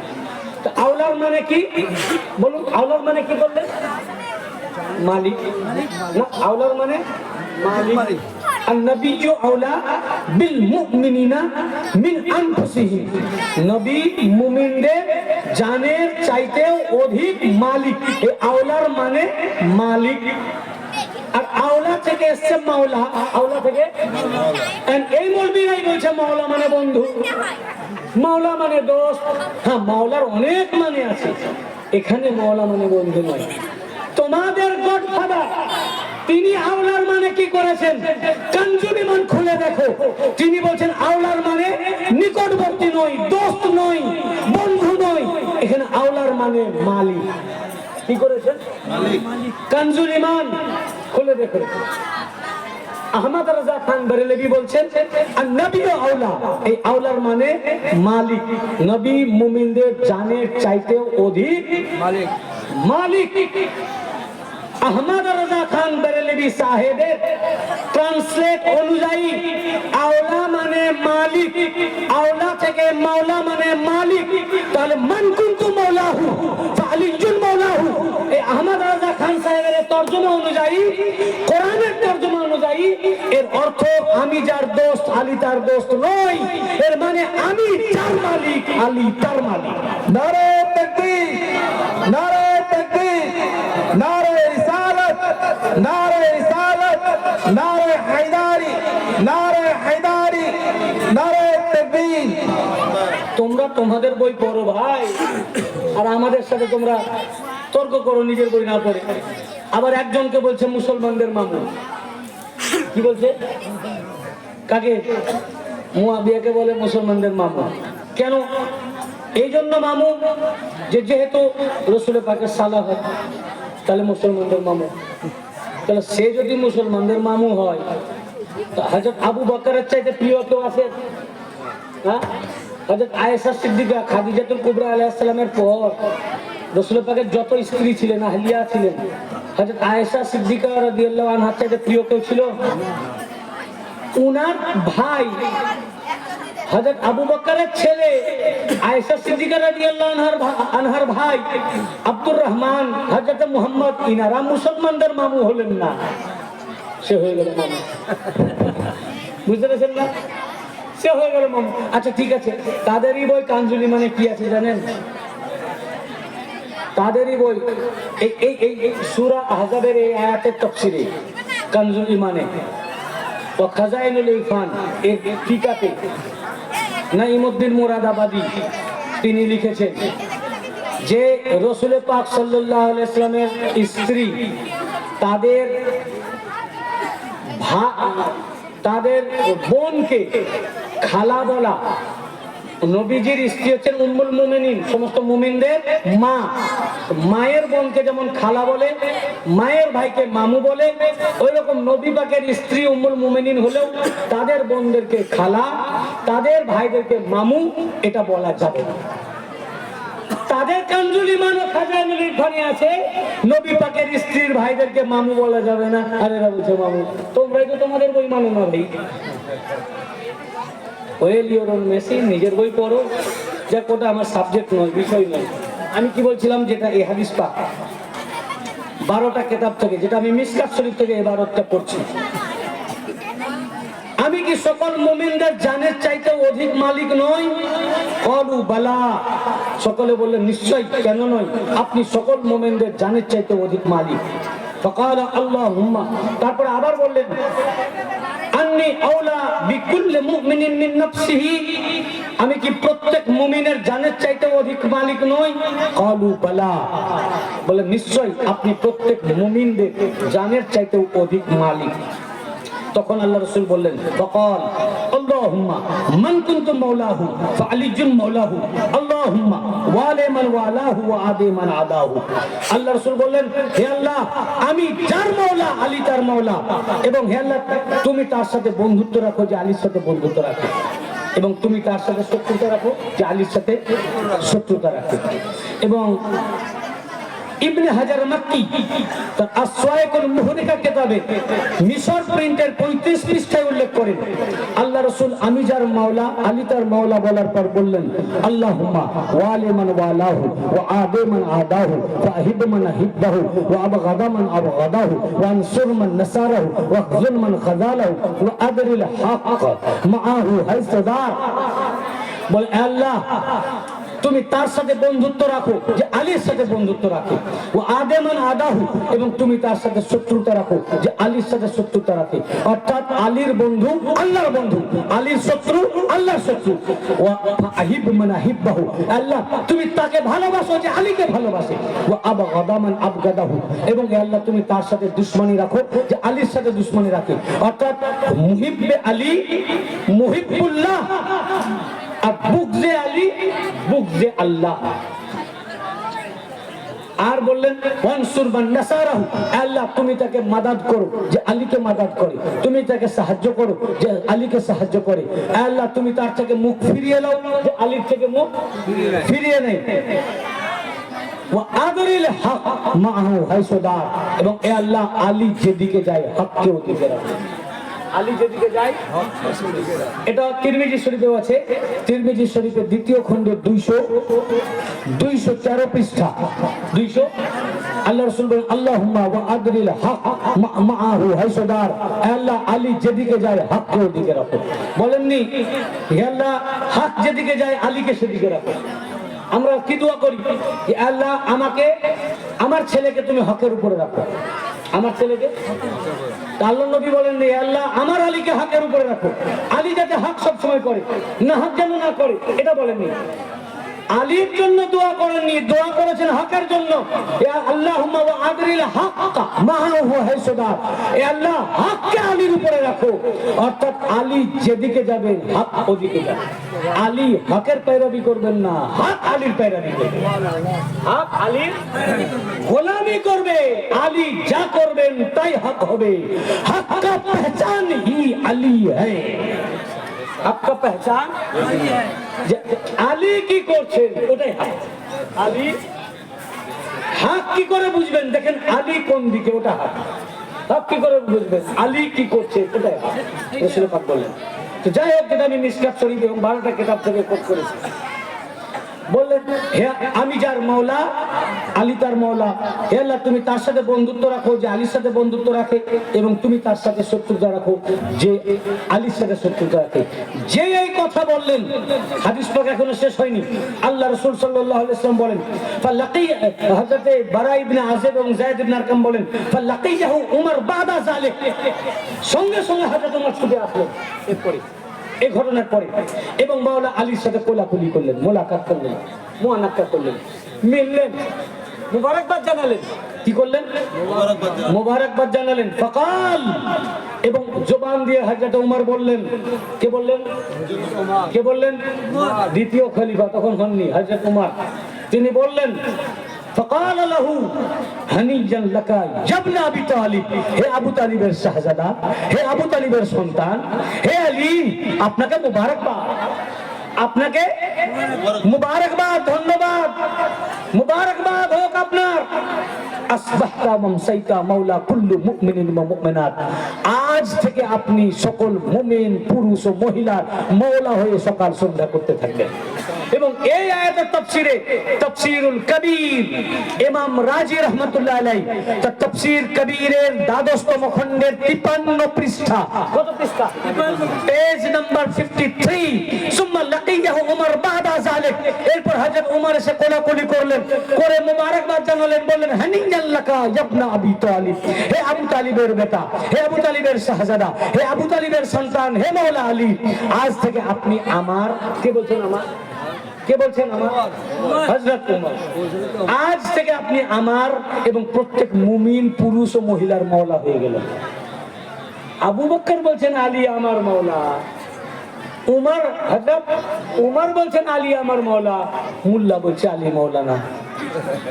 তো এ তো শুধু আলীকে মানে নয়, এ না হযরত আবু বকরকে মানে না উমরকে মানে। যারা আলীকে না মানে, যে আলীকে মাওলা না মানে, এ না হযরত আবু বকরকে মানে না হযরত উমরকে মানে। হযরত আলী শুধু আমাদের মাওলা না, হযরত আলী तमाम আসহাবে রাসূলের মাওলা। হযরত আবু বকর বলেছেন আলী আমার মাওলা, হযরত উমর বলেছেন আমার মাওলা। মিসকাত শরীফ খুলে দেখেন, দারসি কিতাব।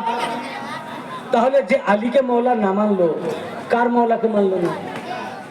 হযরত আবু বকরের মাওলাকে মানলো না, উমরের মাওলাকে মানলো না। তো তার উপরে তো লানত আবু বকর আর উমরের আগে হবে যে তুই আমার মাওলাকে মানিস না। আমার হুজুর পাককে যদি তুমি না মানো আমি খুশি হব, আমার পীরকে যদি তুমি না মানো তো আমি খুশি হব, যদি আমার পীরের কাছে তুমি আসো আমি তোমাকে ধন্যবাদ জানাবো, খুশি হব। তো আবু বকরের মাওলা আলীকে যদি মানো, আগে তোমার উপরে সন্তুষ্ট আবু বকর আর উমর হবে। আর যদি আলীকে মাওলা না মানো, হযরত আবু বকর বলে তুমি আমার নামে নারা লাগাও আর আমার মাওলাকে তুমি মানো না, তোর উপরে আমার লানত। তো তার উপরে হযরত আবু বকরের লানত, হযরত উমরের লানত, হযরত ওসমানের লানত, तमाम আসহাবে রাসূলের লানত। যারা আলীকে মাওলা না মানে, তাদের মাওলাকে না মানে। এটা হযরত আবু বকর ও উমর কেন বলবেন না আমাদের মাওলা? রাসূল পাক যে বলছেন যে আমি যার মাওলা আলী তার মাওলা। আল্লাহ বলতে বলছেন যে আপনি বলে দেন আমি যার মাওলা আলী তার মাওলা। এই যে রাসূল পাক সাল্লাল্লাহু আলাইহি ওয়াসাল্লাম দুনিয়া ছেড়ে যাওয়ার আগে এই যে গাইডলাইন দিলেন, রাস্তা দেখালেন, এটা তোমাদের মাওলা, চিনো, দেখে রাখো, চিনে রাখো, ইনাকে আমার পর ইনাকে ধরো, তাহলে পথভ্রষ্ট হবে না। ইনি তোমাদের ইমাম, তোমাদের রাহবার, রাস্তা দেখানেওয়ালা, হাদি। নবীজি যাকে তুলে ধরে দেখালেন, দেখুন আশ্চর্য, খুব অবাক কাণ্ড, যে আল্লাহকে কিন্তু নবীজি তুলে ধরে দেখাননি যে এটা তোমাদের আল্লাহ। দেখেছে কেউ আল্লাহ দেখেছে? কোন সাহাবী আল্লাহ দেখেছে? আল্লাহ রসুলকে আল্লাহকে এনে দেখিয়েছে যে এটা তোমাদের আল্লাহ? দেখাননি। বলেছেন আল্লাহকে দেখা যায় না। যে খোদাকে দেখা যায় না, শুধু নবীজির কথাই না দেখা খোদাকে মানলাম, শুধু নবীজির কথাই বিনা দেখাই খোদাকে মেনে নিলাম। আর যে আলীকে তুলে ধরে দেখিয়ে দিলেন, তুলে ধরে দেখিয়ে দিলেন যে ইনি আলী তোমাদের মওলা, তখন বললাম মানতে পারলাম না।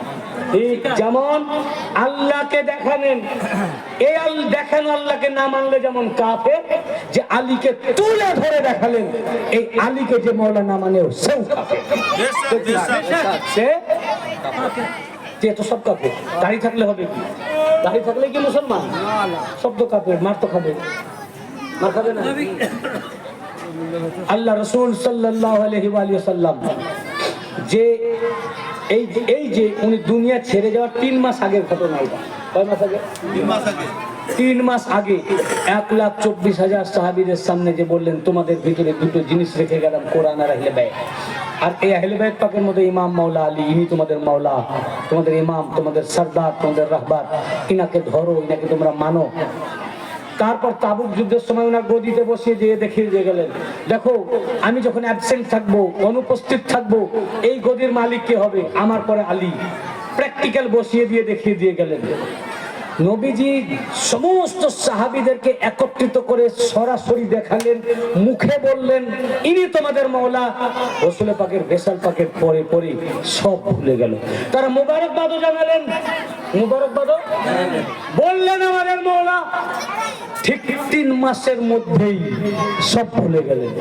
ভুলে গিয়ে যাদেরকে মওলা মুবারকবাদ দিলেন, যারা তারা রাসূল পাকের দেখানো মওলাকে ছেড়ে দিয়ে সাকিফায়ে বনু সাঈদায় চলে গেলেন। তারা নিজের নিজের রাস্তা বানালেন, নবীজির দেখানো রাস্তাকে ছেড়ে দিয়ে নতুন একটা রাস্তা তৈরি করলেন। আল্লাহ রসুল যে রাস্তা দেখালেন, এই রাস্তা থেকে রাস্তা সরে গেল। এই যে রাস্তা মূল থেকে সরে গেল, সত্তর 1400 বছরে এত সরে গেছে, আর কাছে আসবে না। এই যে আসল রাস্তা থেকে সরে গেল, ইসলাম চ্যুত হয়ে গেল, ধর্ম চ্যুত হয়ে গেল। তখন মওলা আলী দেখলেন, এখন আমরা খেলাফত বা রাজনীতির জন্য আসি নাই, ইসলামের জন্য এসেছি।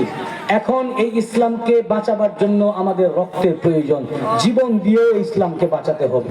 তখনই দাঁড়িয়ে গেলেন পাক পাঞ্জাতন আতহারের পাঞ্জাতন পাকের শেষ নূর ইমাম হুসাইন আলাইহিস সালাম ছিলেন। তখন ইসলামের অবস্থা জর্জরিত, ইসলামের জানাজা বেরিয়ে গেছে, মুর্দা, মৃতপ্রায়। এই মৃতপ্রায় ইসলামকে বাঁচাতে এমন একটা রক্তের দরকার ছিল, না বি পজিটিভ, না এবি পজিটিভ, না ও পজিটিভ, না ও নেগেটিভ।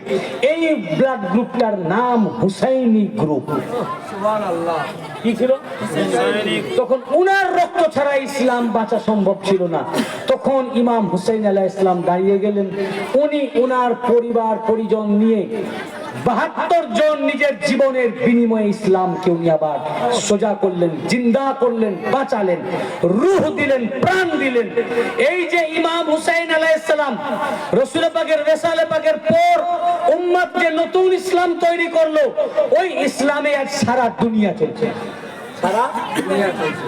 আর ইমাম হুসাইন আলাইহিস সালাম নিজের জীবন দিয়ে যে ইসলামটাকে বাঁচালেন, যে ইসলামকে বাঁচালেন, এই ইসলামে হযরত খাজা মাইনুদ্দিন চিশতি রাহমাতুল্লাহ আলাইহি, নিজামউদ্দিন আউলিয়া রাহমাতুল্লাহ আলাইহি, কুতুবউদ্দিন বাখতিয়ার কাকি রাহমাতুল্লাহ আলাইহি, হযরত জুনায়েদ বাগদাদি রাহমাতুল্লাহ আলাইহি, সমস্ত ওলি আল্লাহ যত আউলিয়া কেরাম সব আহলে বাইত পাকের এই কারবালার ইসলামে। এই ইসলামটা ছুপা হুয়া ইসলাম। 72টার মধ্যে 73 দলের মধ্যে একটা দল জান্নাত যাবে, এই হচ্ছে কারবালার ইসলাম, ওলি আল্লাহর ইসলাম। এই ইসলামে যারা আছে এরা লাঞ্ছিত হবে না, অপমানিত হবে না, মার খাবে না। আজ আমরা যাদেরকে লাঞ্ছিত হতে দেখি 72টা ইসলাম, 72 ফিরকা, যেটা রাসূল পাকের বেশাল পাকের পর রাসূল পাকের দেখানো রাস্তাকে ছেড়ে নতুন রাস্তা তৈরি করেছে। সারা দুনিয়ায় ওই রাস্তায় আছে, আমরা তাদেরকে মুসলমান ভাবছি। আজকে নবীজির দেখানো রাস্তা ছেড়ে দিয়ে নতুনত্ব তৈরি করার জন্য আজ সারা দুনিয়ায় মুসলমানের এই হাল। আর একটি কথা বলে দিই, যদি মওলা আলী আলাইহিস সালাম প্রথম খলিফা হতেন, যদি মওলা আলী পহলা খলিফা হতেন, তাহলে পৃথিবীতে ইসলাম ছাড়া আর কোনো ধর্মই থাকতো না।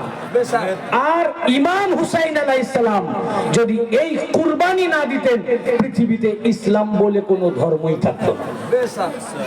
বুঝেছেন? একদম। আল্লাহ পাক আমাদের তৌফিক আতা করুন, আমরা যেন সঠিক রাস্তায় চলতে পারি। আসল এই কারবালার ইসলাম সঠিক বুঝ আমরা যেন বুঝতে পারি, এই আহলে বাইত পাকের রাস্তাকে আঁকড়ে ধরতে পারি। এটাই একটা রাস্তা যেটা আল্লাহ পাক, আমি এতক্ষণ কোরআন আর হাদিস শরীফ থেকে আপনাদের বললাম, এই আল্লাহ পাকের কোরআন এবং হাদিস শরীফ অনুযায়ী রাসূল পাকের আহলে বাইত পাককে যেন আমরা আঁকড়ে ধরতে পারি, তার জন্য আল্লাহ আমাদের তৌফিক আতা করুন। আমিন। ওয়া আখিরু দাওয়ানা আলহামদুলিল্লাহি রাব্বিল আলামিন। अस्सलामु अलैकुम व रहमतुल्लाहि व बरकातुहू। अर्श और कुर्सी झुके तस्लीम मोहम्मद के लिए उठ खड़े हो।